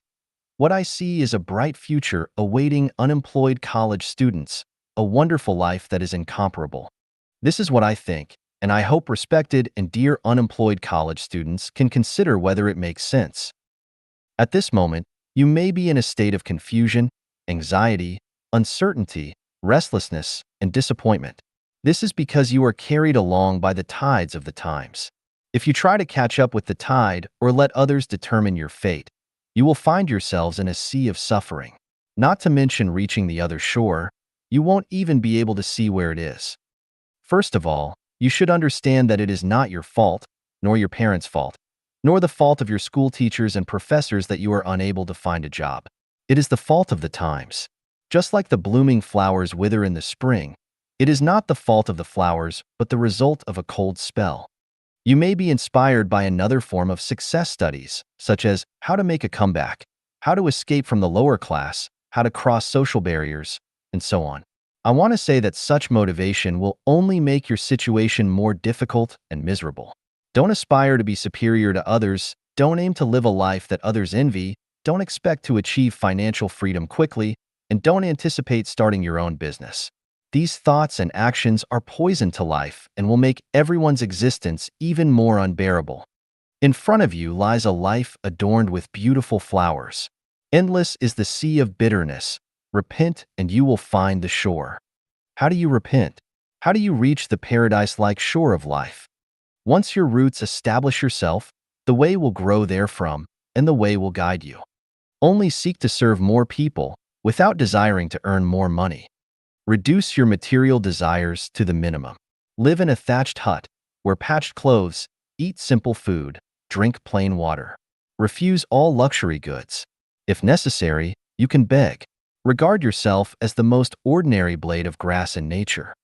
Don't pursue romantic relationships, don't get married, don't start a family. Concentrate your efforts on establishing a foundation, inheriting the wisdom of the past, creating everlasting peace. Listen to the teachings of Jesus Christ, respect the Dharma of Shakyamuni Buddha, embrace the spirit of the Prophet Muhammad, and adopt the thoughts of the Taoist Saint Laozi. Regardless of how dark the world becomes, how fickle people's hearts are, how bleak the future appears, and how others may comment, dedicate yourself to unifying the world and ensuring the well-being of all people, allowing everyone to enjoy the blessings of life. Strive to make everyone possess everything while having nothing, and work hard to provide everyone with a means of livelihood. Regard labor as the foremost necessity of life. Adhere to this principle. The image of laborers is the most beautiful. Labor is the source of joy and happiness. Laborers possess the finest qualities. Engage in diligent work every day, create, and never allow yourself to be idle. Abandon laziness. Abandon getting something for nothing. Abandon seeking comfort and despising hard work, and abandon seeking quick gains. Sing the praises of all laborers in the world. Embrace unconventional thinking and indulge in wild imagination. Reversion is the action of the Tao. When the majority moves west, quickly move east. When the majority flock to the cities, quickly go to the countryside. When the majority prioritizes pragmatism, quickly prioritizes ideology. Whatever the majority criticize, quickly sing its praises, and vice versa. Distance yourself from money, power, fame, and profit, including distancing yourself from the wealthy, influential, famous, and powerful. Get closer to the most ordinary and common laboring masses. Reverse all the perspectives on life, values, worldview, outlook on life, and moral outlook that human society has established, and establish anew the 5 outlooks necessary for the highest level of civilized society. Then, you will discover the scenery of, just as the weary traveler despairs of finding a road, lo, a village appears, and the shade of willows and riotous flowers beckon. The path has been paved for you, and the future is definitely more beautiful than you imagine. If you find my words reasonable, follow the path I have laid out. If you think I am talking nonsense and misleading you, then continue the path you believe to be correct. 性的神力和魔力。 The Power and Magic of Sex. Xuefeng, March 31st, 2021. Edited by Qin Yu. In the Bloodstream Sermon, Patriarch Bodhidharma said, "Nature, same as sex in Chinese, is Buddha. What propels society forward is sex. The universe is a dance of sex. The fulfillment of sex is the fulfillment of life and the fulfillment of the universe. In order for a person to become immortal, achieve enlightenment, and become divine, they must attain the fulfillment of sex." From the principle of Taiji, every life is polarized, either masculine or feminine. Only when the masculine and feminine unite can life become complete. The power of sex is immensely strong. It is impossible to transcend sex. It is self-deception. Sex possesses divine power and demonic power, which humans cannot control. Forcing control over sex will distort it and lead to sexual deviance.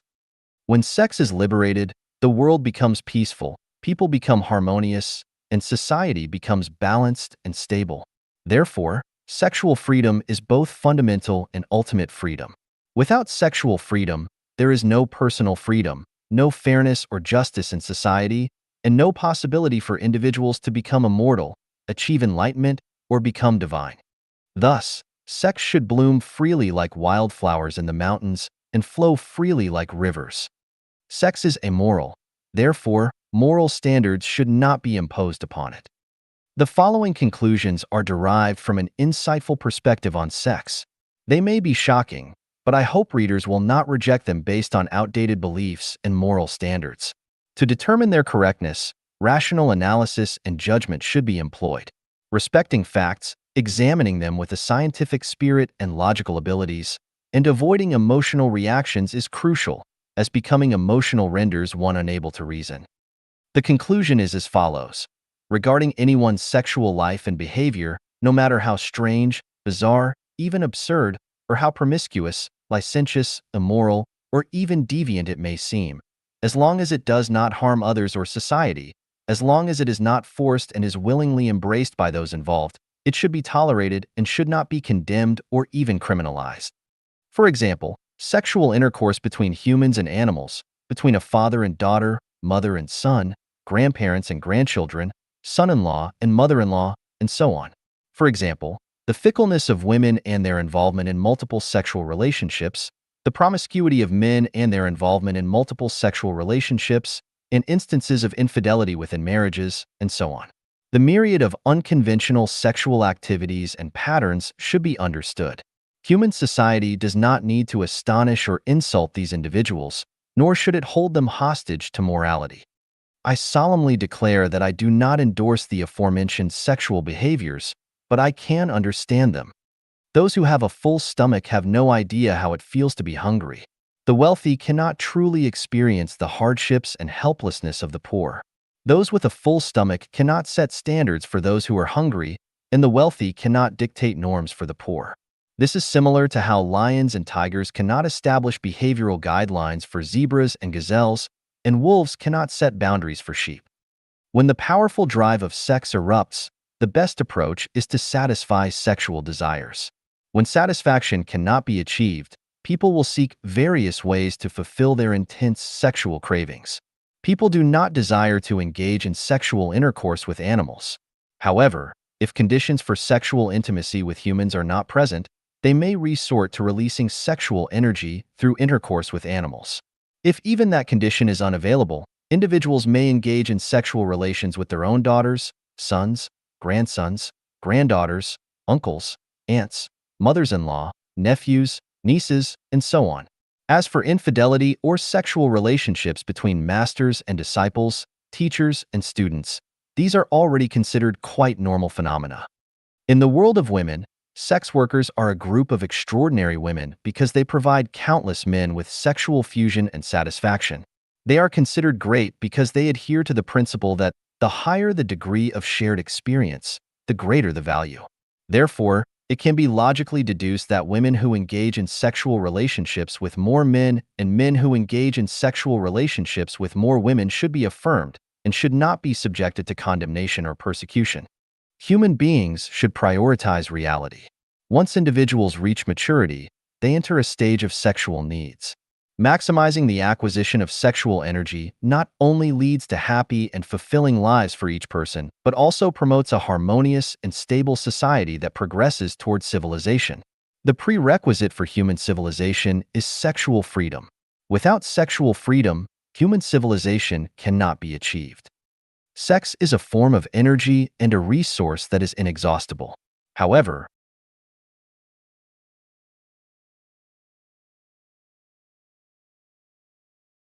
of course, the more sexual partners one has and the higher the frequency, life is like a dream. All space directions are void. Being satisfied and dying blissfully is better than being consumed by worries and regrets.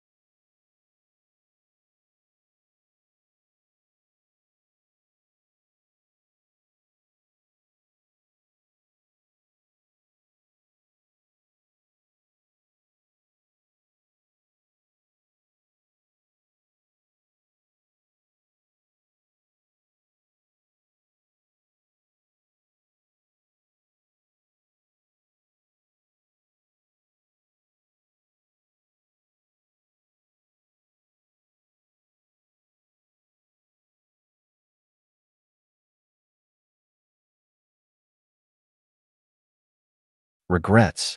一球64智论人类生存模式。One Earth, 64 Systems. On the Mode of Human Survival. Xuefeng. April 13th, 2021. Edited by Qin Yu. Inspired by the concept, One Country, Three Systems of Mr. Li Liangbin, who is from Jinshi Province, let us explore the future mode of human survival. The most ideal life mode for humanity in the future is the Xuefeng-style communism. However, before that, we can implement the One Earth, 64 Systems as a transitional mode. The so-called One Earth, 64 Systems implies that there can exist 64 different life modes on Earth. Let's examine the following scenario.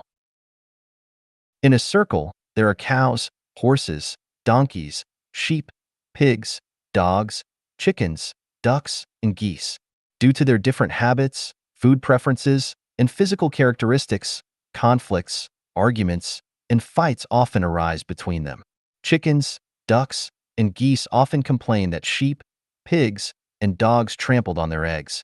Sheep, pigs, and dogs frequently lament that cows, horses, and donkeys snatch their food.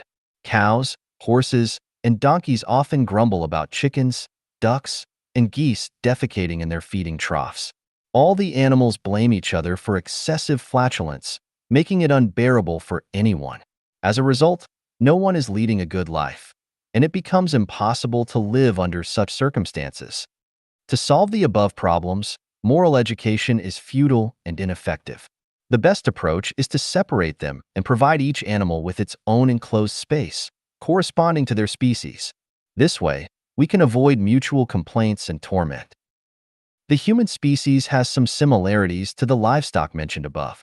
Some people prefer the capitalist way of life, while others prefer the primitive tribal lifestyle, socialism, communism, anarchism, democracy, dictatorship, rice, noodles, meat-based diets, vegetarian diets, monogamy, polygamy, or polyandry. The list goes on. When individuals with diverse preferences are forced into the same mode, conflicts, arguments, and even physical fights are unavoidable. The way to eliminate contradictions and conflicts among individuals is to allow them to live in their respective spheres where they can find peace and happiness. Therefore, my idea is the One Earth, 64 Systems approach. For example, all white people could gather in Europe, black people in Africa, and yellow people in Asia. This would eliminate racial discrimination. Those who prefer the capitalist system could come together to engage in capitalism, while those who prefer the socialist system could come together to practice socialism, and those who prefer the communist system could come together to pursue communism. Similarly, those who embrace Christianity could gather in one place, those who follow Islam could gather in another place, and those who practice Buddhism could gather in yet another place, and so on. Likewise, those who enjoy noodles could eat noodles, those who prefer rice could eat rice, those who enjoy meat-based diets could come together, and those who prefer vegetarian diets could gather as well. Those who prefer monogamy could form their own society, those who prefer polygamy or polyandry could form their own society, and those who advocate for a society without marriage could form their own community for shared relationships. In this way, just like providing separate spaces for cows, horses, donkeys, sheep, pigs, dogs, chickens, ducks, and geese, humans no longer need to argue and fight with each other due to differences in personality, interests, and so on. Why 64 systems? Because human survival requires 64 elements, and none can be omitted. Do you see it? Cows, horses, donkeys, sheep, pigs, dogs, chickens, ducks, and geese are arguing together without any value or meaning, and their arguments will never end. Arguments between humans are also without value or meaning. The best solution is to live our own lives according to our own preferences. Can the above ideals be realized? Certainly not, because those in power won't allow it. Therefore, this proposal is only meant to bring some amusement to everyone when they have enough to eat and drink and have nothing else to do. 把每件小事做完美，你就是非凡之人。 Completing every little thing perfectly makes you extraordinary. Xuefeng. April 23rd, 2021. Edited by Qin Yu. As someone in their 60s, I have some life insights and experiences to share with young people, which will undoubtedly benefit you greatly. The most valuable insight and experience from my half-century of life is that by completing every little thing you do perfectly, you become an extraordinary individual, and your life path will only grow wider as you continue. What are the small things you should strive for perfection in? The answer is that every small thing you do each day should be worth doing perfectly. Here are some examples. When interacting with others, whether serving or cooperating with them, always make an earnest effort to bring joy and satisfaction to others. This is especially true when dealing with your superiors, elders, or those who excel in their careers. Let them know that you respect them and are willing to serve them. When performing tasks, never have even the slightest hint of complaints or half-heartedness. When collaborating with others, be willing to give more and enjoy less, making the experience comfortable and valuable for the other person. When interacting with your blood relatives, such as parents, children, siblings, and other relatives, or with your spouse, in-laws, and their relatives, do not focus on personal interests. Instead, give your utmost effort to do things well to the best of your ability. Never expect rewards. Simply express your best qualities and make everyone feel secure and comfortable when they are with you. Most young people will work for private employers or become government employees as civil servants. Regardless of the character of your boss or immediate superiors, regardless of your salary and other benefits, and regardless of whether the working environment satisfies you or not, you should strive to perform the tasks you are engaged in to the highest possible level. Never think that you are working for your boss or the country, or that your efforts are not worth it. Either quit and leave, or put your heart and soul into doing the job well. Whether in interpersonal relationships or in your work, always remember that there are one or several pairs of eyes constantly watching you. Even when you are alone, there are eyes watching. This is the secret I discovered after becoming a guide in Life Genuine. Moreover, be aware that the people watching you are not those of lower or equal level to you. They are always more advanced and outstanding than you. They are the ones who determine whether your future will be smooth. If you fail to do small things well, your path will become narrower as you go. But if you excel in every little thing, your path will widen as you move forward. Every word spoken and every action taken by a person is recorded in the detention information space. Even if tens of thousands of years pass or the Earth disappears, everything recorded in the detention information space will not disappear. Once a word is uttered or an action is taken, it is impossible to change it. Nowadays, the online world and platforms like WeChat provide a vast space for us to showcase our talents. However, we must be vigilant because every word we speak in the online world or in WeChat groups, etc., will influence our future. Every word and every action pave the way for our future. Speaking perfectly and doing every little thing perfectly paves the way to heaven, while speaking and acting in an ugly way paves the way to hell. As I said before, what information you input into the world determines what results the world will give you. Therefore, be cautious with every word you speak and put your heart and soul into completing every little thing perfectly. Every word we speak and every action we take fully reflects our inner world and life qualities. It is important to be aware that sometimes a single word we speak or a small thing we do can change the trajectory of someone's life. All the words we say and the things we do collectively shape the trajectory of our lives. Extraordinary lives are those who complete every little thing perfectly. 不幸是生命旅途上转折的起点。Misfortune is the starting point of turning points on the journey of life. Xuefeng, January 9th, 2022. Edited by Qin Yu. As a guide in Life Genuine, I understand that Life Genuine members who follow the guide to climb the peak of life know that whether it's the articles I write or myself, everything is presented truthfully and transparently to the public. I have nothing to hide or conceal. I am transparent. I am real. There is no hypocrisy, no artificiality, no pretense, no schemes, no tactics. What I say may not be completely correct, and what I do may not be flawless, but what I say and do is a genuine expression of my true self. I speak out about the insights, experiences, and viewpoints I have gained on my journey of life, hoping that they may have some value as references. I experienced the years of hunger in 1958 and 1960 and almost starved to death. That was misfortune. However, The result of this misfortune is that I have found every meal I eat in my life to be delicious, whether it's the sour taste of Northern cuisine, the spicy taste of Central cuisine, or the sweet taste of Southern cuisine. Whether it's Chinese, Western, or African cuisine, they are all enjoyable. This is because I have a belief in my heart that simply having enough food to fill our stomachs in life is happiness. In 1980, I studied at Zhangjiago Geological Technical School, specializing in being a fitter. During one semester, I was assigned to the automotive repair workshop to learn car mechanics. The master had two apprentices, and one day the master asked his two apprentices to let me practice driving by taking the car to the school playground. The older apprentice explained to me how to operate the car and then got out of the car. However, the younger apprentice grabbed the steering wheel and started the car, practicing without ever letting me drive. During the practice, students from the fitter class and mechanic class came to the playground for physical education, and the younger apprentice was driving in a reckless manner. It was unfortunate for me that the younger apprentice didn't let me drive, but this misfortune saved me from disaster. Every time I think of that scene sitting in the driver's seat on the school playground, watching the younger apprentice nervously practicing driving, I am grateful that fate didn't let me drive that day. If the person holding the steering wheel had been me instead of the younger apprentice, I could have driven and hit many classmates, with terrible consequences.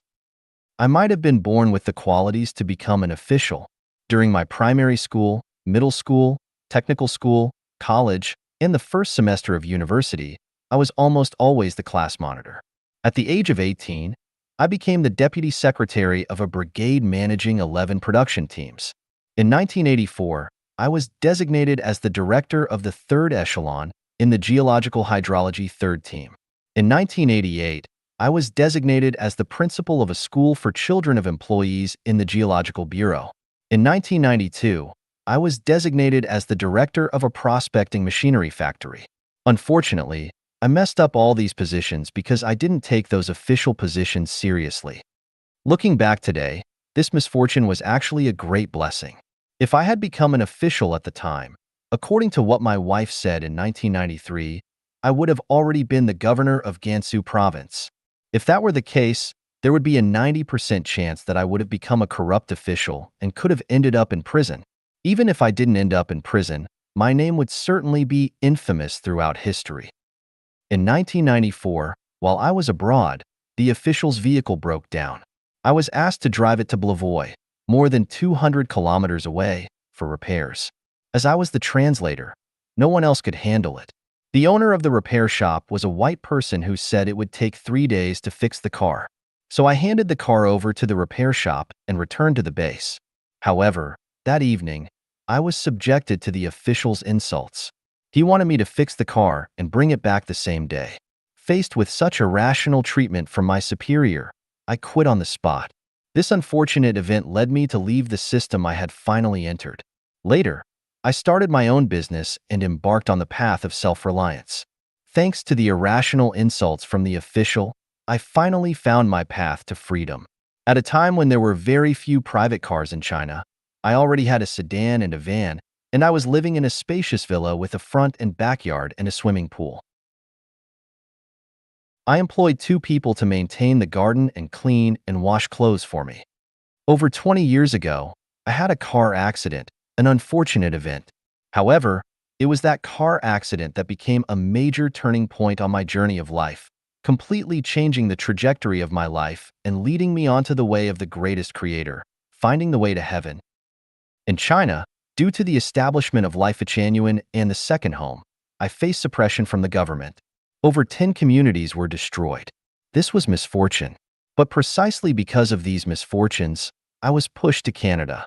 In Canada, the land is vast, and I live on 40,000 square meters of private land.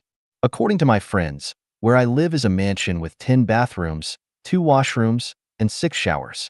I enjoy a peaceful, harmonious, and secure heavenly life. From the aforementioned unfortunate events, what have we realized? In fact, when we encounter unfortunate events, we feel anxious, suffer, worry, and even become resentful. However, in most cases, misfortune is precisely the turning point in life. It is truly said, good fortune lies within bad and bad fortune lurks within good. When we understand this, when faced with misfortunes on the journey of life, we face them calmly, accept them willingly, and may even secretly rejoice.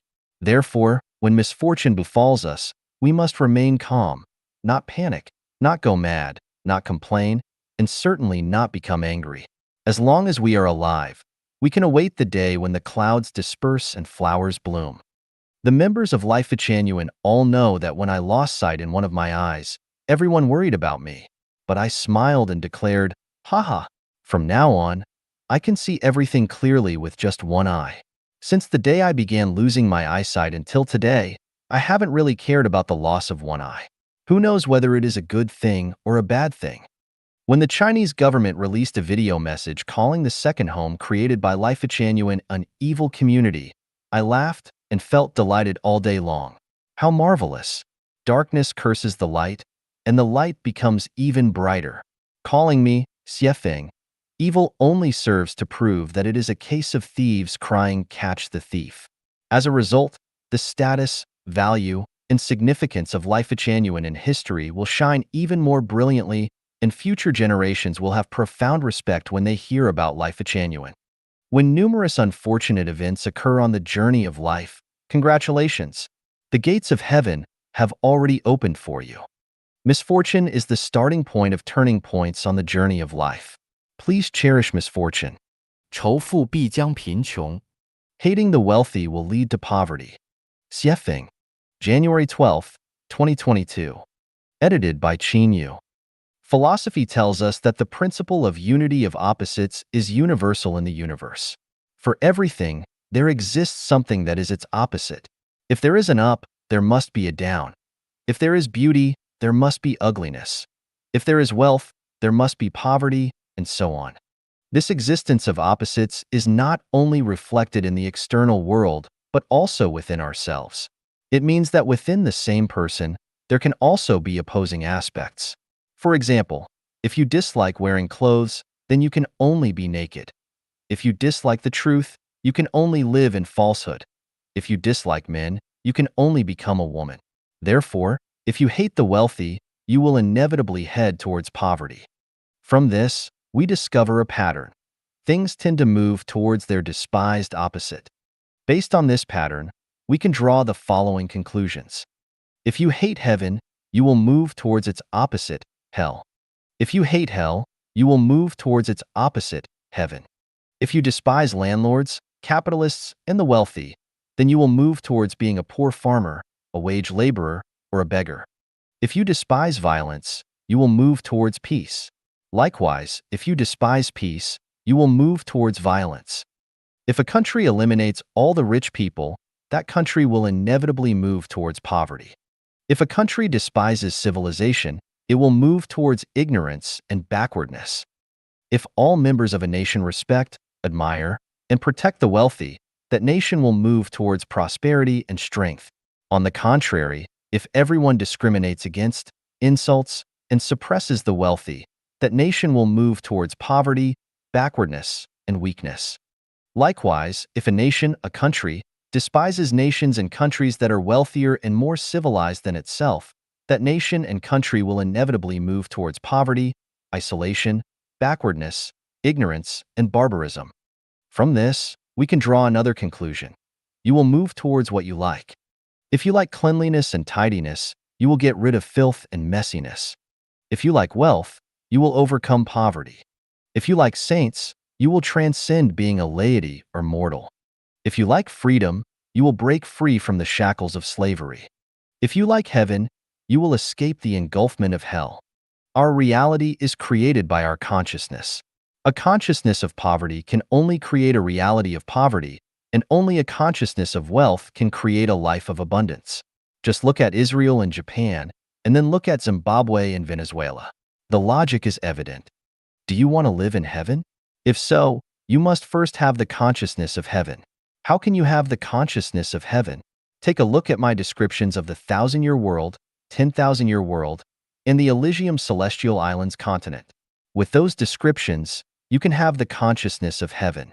If you don't believe in my description of heaven, then look at the production and living scenes in the real second home on earth. They can also nurture the consciousness of heaven. Without the consciousness of heaven, no matter how much you practice or strive, you will never reach heaven. In conclusion, hating the wealthy will lead to poverty. Consciousness determines one's present situation and future. 如何走出痛苦？ How to break free from suffering. Xuefeng. January 15th, 2022. Edited by Qin Yu. Feeling uncomfortable, depressed, troubled, anxious, worried, fearful, disappointed, and hopeless are forms of suffering. Suffering originates from three aspects: physical, mental, and spiritual. Physical pain can be endured and healed, and spiritual pain can be eliminated by establishing faith in the greatest creator. However, suffering arising from the mind is difficult to overcome and dissolve. Mental suffering stems from a lack of freedom, whether it be physical, mental, financial, or in one's actions. Any form of restriction on freedom can lead to mental anguish. Therefore, the core root of mental suffering lies in the inability to experience freedom. To break free from mental suffering, the first step is to identify the root causes that lead to such suffering and eliminate them, thereby allowing mental suffering to disappear. How can we find these causes? Start from the closest and move towards the farthest. Because the closer something is, the more likely it is to cause suffering, while the farther away it is, the easier it is to bear the resulting pain. Starting from the closest, the people who have a close relationship with oneself are likely to be the source of mental suffering. Spouse, parents, children, siblings, relatives, neighbors, colleagues, friends, superiors, subordinates, teachers, masters, partners, fellow practitioners, etc. Moving towards the farthest, factors that cause mental suffering mainly come from thieves, bullies, hooligans, gangs, families, tribes, extremist groups and organizations, nations, states, governments, political parties, and religions, etc. For example, restrictions on physical freedom mainly come from marital relationships, restrictions on mental freedom mainly come from political parties and religions, restrictions on financial freedom mainly come from relatives and market monopolies, and restrictions on freedom of movement mainly come from the machinery of the state. When faced with suffering, moral education and preaching from sages and religious doctrines hardly have any effect. Spiritual practices and inspirational quotes may temporarily numb the pain. So-called spiritual cultivation and chicken soup for the soul are merely scratching the surface, and the fundamental solution lies in rebuilding the order of human production and life. The measures and pathways to completely eliminate individual and human suffering are as follows. Eliminate marriage and dissolve families. Political parties should not be involved in government management. Religion should not participate in government affairs. Open borders among countries and allow people to freely move and migrate. Promote the production and life mode of the second home of life genuine. All global citizens move towards the era of life genuine. I have prepared the path for the happiness of all humanity, from theory to practice. The future form of human society will neither be a legalistic form like the United States nor a rule by man like China. Instead, it will be a holographic way guided by saints and managed by sages. At that time, the state of society will be, the talented will be put to good use and the whole world will be one family. No one will pocket anything found on the ground and doors are not bolted at night. The young being well educated and the old being looked after properly, people fully display their talents, and resources are fully utilized. Everyone fulfills their responsibilities, living in peace and prosperity. The world will be harmonious, with favorable weather conditions, thriving industries, wealthy and abundant, and suffering will disappear forever from now on. 走出思维迷思一 How to break free from mental fallacies, Part 1. Xuefeng. March 2nd, 2022. Edited by Qin Yu. Those who focus on the outcome of life are the most unfortunate, while those who enjoy the present are the most carefree. Many people tend to weigh the pros and cons, look ahead, and consider all the possible obstacles and difficulties before making plans or decisions. I want to say that this is a mental fallacy and a mindset that leads to a pessimistic life. For example, if a couple planning to get married knows that they will divorce 10 years later, they might choose not to get married at all, and even if they do get married, their days will not be as sweet. On the other hand, If they are unaware of the future divorce, they can experience a period of sweetness and enjoy a wonderful time during their love and marriage. Suppose Life Changyuan had informed all the Chanyuan Celestials before creating the second home that no matter how many communities we build, they will eventually be destroyed by the government. In that case, would Chanyuan Celestials still have the enthusiasm and passion to create numerous communities? Would they still put meticulous effort into building beautiful and magnificent communities? Of course not. If the results were not revealed in advance, Chanyuan Celestials would wholeheartedly and passionately create communities, even if they were eventually destroyed. What would be the significance in that? Now I ask, are there any Chanyuan Celestials who regretted their decision to participate in the creation of communities? I speculate that there isn't a single one. Why is that? It's because we have experienced a way of life that 99% of humanity has never experienced during the process of creating communities. Through first-hand experience, we have come to know the existence of the 1,000-year world, and from there, we can deduce the existence of the 10,000-year world and the Elysium Celestial Islands continent. At the same time, we have experienced true happiness, joy, freedom, and bliss. As a result, our vision has expanded, our mindset has grown, our state of being has elevated, and our understanding of the current state of human society has deepened. Most importantly, our consciousness has transformed from human consciousness to celestial consciousness. This is a leap in life, a transformation, and an adventure on the glorious journey of life. Therefore, I speculate that no Chanyuan Celestial regrets immersing themselves in the life of creating communities. Therefore, we come to a thinking conclusion. Engage in life, engage in creation, but do not dwell on the difficulties that may arise during the process, and do not ponder over the outcome, because the outcome is within the process itself. If the process is beautiful, life will be more meaningful, and the result of life is bound to be beautiful. So, do not pursue the outcome of life, for the outcome of life is death. What we pursue is the result of life. When life is elevated, no matter how the process of life unfolds, it will be meaningful and valuable. Even if the government repeatedly destroys the communities we have built, we have already obtained what we were meant to obtain and will never regret it. Look at the historical figures. The outcomes of their lives are almost always unfortunate. Knowing that life can be unfortunate, yet people in the present still passionately strive, struggle, worry, suffer, laugh, and cry. This grand drama of life on the stage continues to play out without any novelty. Those who understand this truth live extraordinary, romantic, carefree lives, while those who do not understand this truth not only lead unfortunate lives, but also face even more unfortunate outcomes in life. This is called awakening, also known as enlightenment. 走出思维迷思2 How to Break Free from Mental Fallacies, Part 2. Xuefeng, March 3, 2022. Edited by Qin Yu. Life shines in attachment, while life perishes in attachment. Merging life and life into one is a mental fallacy in life. Life is merely a brief moment in the journey of life, but the unfolding of this fleeting moment determines the scenery of the next journey. Due to the lack of understanding about the mysteries of life and time, people mistakenly take life as the entirety and ultimate meaning of life. Consequently, they perform tragic dramas on the stage of life. The material world is the manifestation of the non-material world, and life is but a manifestation of life.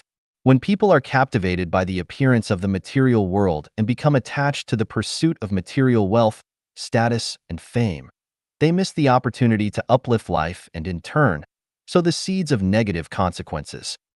When a fish freely roams in rivers, lakes, and seas and discovers delicious bait, it rushes up and swallows it in one gulp, losing its freedom and becoming a meal on the angler's chopping board. Similarly, when people relentlessly strive for material wealth, power, status, and honor, and eventually satisfy their desires, they are like fish that have swallowed the bait without realizing it, indulging in self-satisfaction. However, they have already become the meat on the devil's chopping board. Not to mention historical and foreign figures, let's take a look at the individuals in modern and contemporary China who have gained fame in the fields of wealth, power, and honor. Aren't they all fish that have swallowed the bait? Now, look at ordinary people. How many of them have been or are still madly devouring the bait like fish? To make one's life brilliant, one must be attached. Attached to making money, gaining power, achieving status, acquiring fame. One can also be attached to one's marriage and family, nation and country, political parties and religions, ideologies, truths, and ideals. As long as there is attachment, life can move towards brilliance. However, when one is attached to something or a certain belief, the flower of life withers, heading towards exhaustion and decline. Consider a couple deeply in love. When they cannot bear to be apart, feeling like the world would collapse without each other, and believing that life has no meaning without their partner. He wants only to marry her, and she wants only to marry him. This is called attachment. This kind of attachment brings about a deeply romantic and sweet period in their lives, reaching the pinnacle of a passionate love affair. However, as time passes and the erosion of daily life begins, they gradually realize that their attachment has become a binding rope. The longer this feeling persists, the stronger it becomes. Because of excessive attachment, they neglect all the other scenery along the way. By the time they grow old, they realize that they have missed countless opportunities to appreciate breathtaking scenery. Beneath their smiling faces lies a sense of helplessness and endless lamentation. An old man descending from a mountain tells young people who are excitedly climbing up, "There is nothing worth seeing at the mountaintop. The view is even better down below." Of course, the young people do not believe him and think, "This old man just doesn't know how to appreciate the scenery." So, they keep climbing, eventually reaching the mountaintop, but also growing old. And what do they find? The old man was right all along. There really isn't anything worth seeing at the mountaintop. Consequently, one by one, these people who were once young and climbed mountains start descending. As they see the younger generation climbing with excitement, they tell them, "There is nothing worth seeing at the mountaintop. The view is even better down below." However, how could the young people believe the words of the old folks? Thus, this story of climbing the mountain continues to unfold from the distant past to the present and will continue into the distant future. In the end, we will discover that especially serious people will die due to their seriousness, and especially attached individuals will die due to their attachments. Nutritionists will die due to nutrition. Excessively clean people will die due to cleanliness. Those desperately seeking longevity will die prematurely in pursuit of longevity. Those who aspire for political power will die due to political power. Those pursuing wealth will die due to wealth. And those scheming to attain power will die due to power. The list goes on. So, where is the best path in life? Take things as they are, associate with others by following naturally come-and-go relations, act in accordance with one's intrinsic nature, and take advantage of opportunities as they arise. Let go of attachment. This is the best path in life, and it also aligns with the path of the sublimation of life. 走出思维迷思3 Breaking Free from Mental Fallacies, Part 3. Xuefeng. March 4th, 2022. Edited by Qin Yu. Life is enriched through possession, while life withers through possession.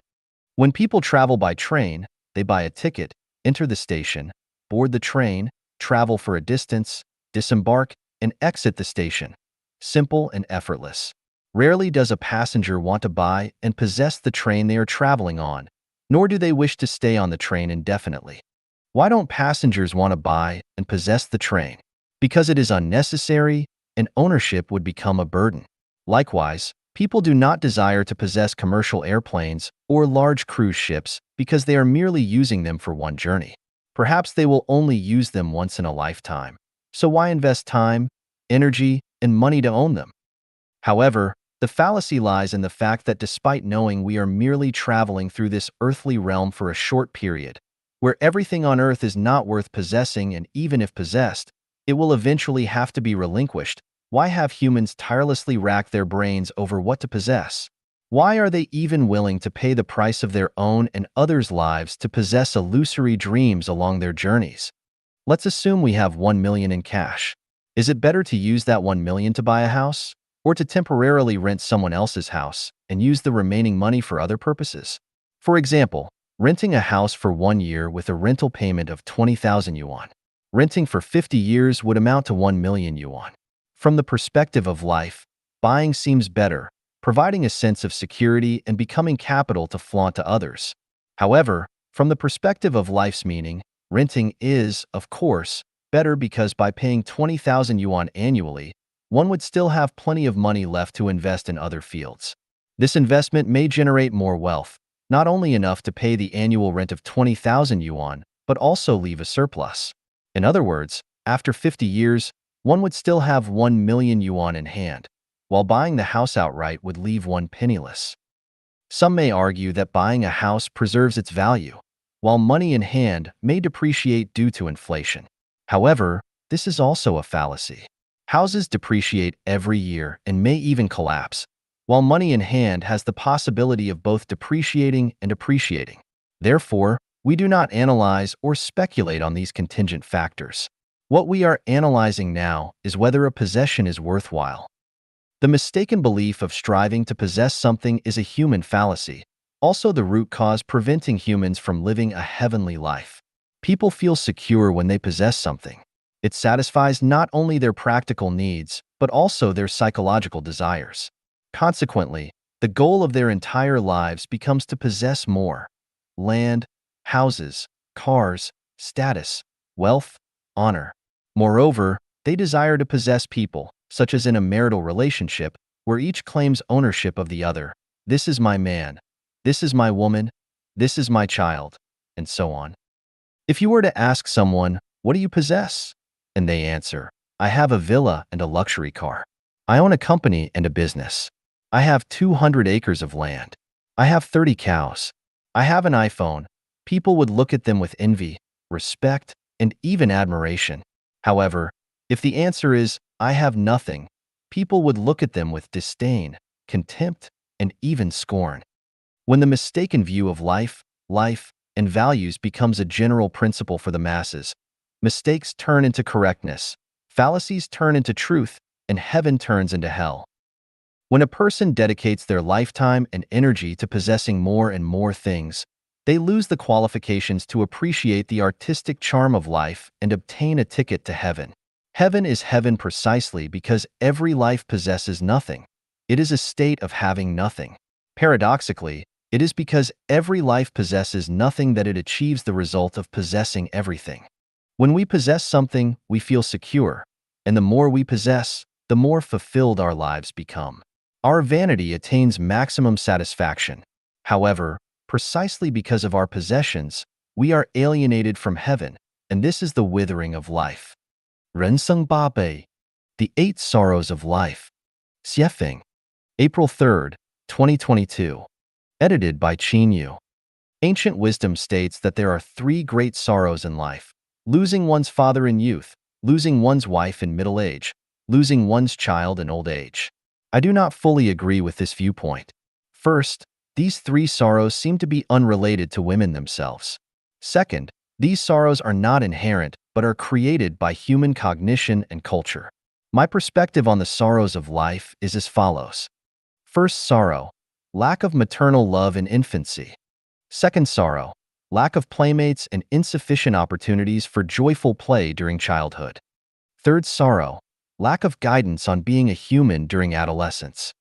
Fourth sorrow, lack of love and the absence of establishing beliefs during youth. Time and energy are expended on the pursuit of marriage, family, and materialistic desires, including food, clothing, shelter, and transportation. Fifth sorrow, stumbling in midlife. Sixth sorrow, being abandoned by family in old age. Seventh sorrow, learning the Bible in adolescence, Buddhist scriptures in youth, and the Quran in old age. Eighth sorrow, delving into cultivation methods and techniques, supernatural abilities, and metaphysics. If one of these sorrows exists, life will be filled with regrets. If two sorrows exist, life will be filled with resentment. If three sorrows exist, life will be filled with pain. If four sorrows exist, life will be filled with defeat. If five sorrows exist, life will be filled with chaos. If six sorrows exist, life will be filled with hatred. If seven sorrows exist, life will be filled with suffering. If eight sorrows exist, life will be a prison. I have the supreme method that can resolve these eight sorrows. By following this method, the sorrows can be overcome. 与其道德说教，不如更换程序。Instead of moral preaching, change the program. Xuefeng, June 25, 2022. Edited by Qin Yu. Program development always surpasses moral preaching. In the 18th century, England transported convicts to Australia to alleviate domestic prisoner overcrowding and develop the country. The British government hired private ships to transport the convicts. Prior to departure, the ship owners were paid by the government based on the number of convicts on board. In order to maximize their profits, the captains crammed as many convicts as possible onto the ships, resulting in overcrowded cabins with poor air quality. Since the ship owners had already received their payment, they disregarded the life and death of the convicts. As a result, the death rate on these ships reached as high as 12%. One ship, for example, carried 424 convicts, of whom 158 died during the voyage. To reduce the mortality rate, the British government dispatched government officials on each ship to supervise the transportation process. They also set mandatory standards for the convicts' living conditions and provided doctors to accompany them. What happened next? In pursuit of their own interests, the ship owners bribed the supervising officials and doctors. Those who refused to accept bribes were either thrown into the sea or killed by other means.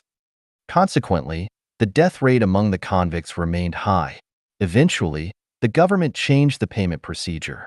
Instead of paying based on the number of convicts boarded, they started paying based on the number of convicts safely delivered to Australia.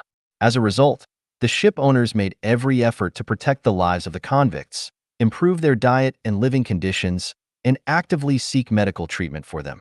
Consequently, the convict mortality rate dropped from 12% to 1%. This is the effect of changing the program.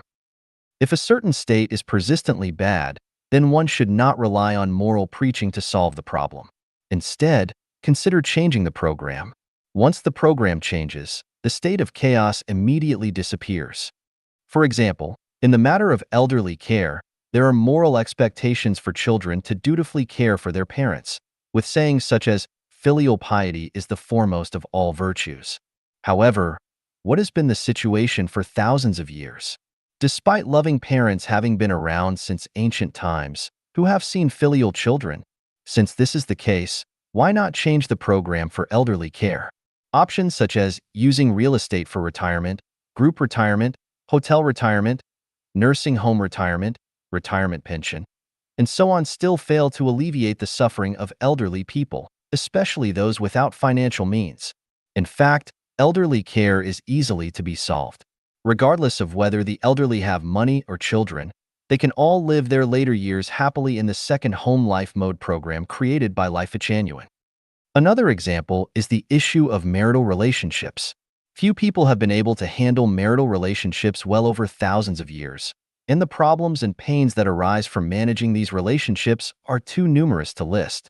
So why get married and start a family? Does not getting married and starting a family mean one cannot live a good life? The second home mode of Life Genuine effortlessly resolves this problem. In this mode, there are no marital relationships, and without marital relationships, the troubles and confusions caused by relationship management disappear. By changing the program, the worries and pains are eliminated. Similarly, in the realm of raising children, reality reminds us that due to the flawed perspectives on life held by the majority of parents themselves, the values, life, and worldviews they pass on to their children remain incomplete. This brings endless confusion and setbacks on the journey of life for the next generation. Therefore, raising children in an environment where they are nurtured and educated by perfect teachers in their spiritual realm frees parents from the labor of raising children and allows children to establish correct values from a young age. Life Genuine has successfully proven this through 10 years of practice. Regarding the issue of funerals, people now say they can't afford to die. Why can't they afford it? Because burial plots are expensive and funeral costs are too high. The easy solution to this problem is the Life Genuine funeral system, created by the Life Genuine community. This funeral system not only makes death affordable, but also allows people to depart gracefully and elegantly. As for wars between nations, for thousands of years, wars between countries have brought great harm to the people. Does humanity really lack the knowledge and wisdom to solve this problem? Not at all. Global unification and the disappearance of nations, allowing people to freely move around the world, create a sense of interconnectedness. Who would fight whom? With the massive military expenses gone, no more soldiers, and destruction eliminated, wouldn't that be wonderful? This is merely a matter of changing the program. What problem in human existence cannot be solved? Floods, droughts, epidemics, social unrest, corruption, wealth disparity, and other issues. Can they be solved through moral preaching? They cannot. But by changing the production and life mode programs that humanity has followed for thousands of years, everything can be easily resolved, bringing about favorable weather, social stability, and everyone's happiness, joy, freedom, and well-being. By observing the outstanding figures throughout human history and the wise and capable individuals of today, it is evident that only Deiform Buddha of Life-Changyuan can truly lead humanity into the desired era of peace and happiness. Even if the Ziwei saint were to descend, he would still be unable to surpass Deiform Buddha. 做人知识一 Being a Human Knowledge 1. Xuefeng. October 4th, 2022. Edited by Qin Yu. The more chaotic and morally corrupt the era, the more important it is to maintain one's integrity. In a society with complex and confused values, it is crucial to uphold one's integrity. In times of social unrest and anxiety, it is even more important to stay true to oneself. When facing personal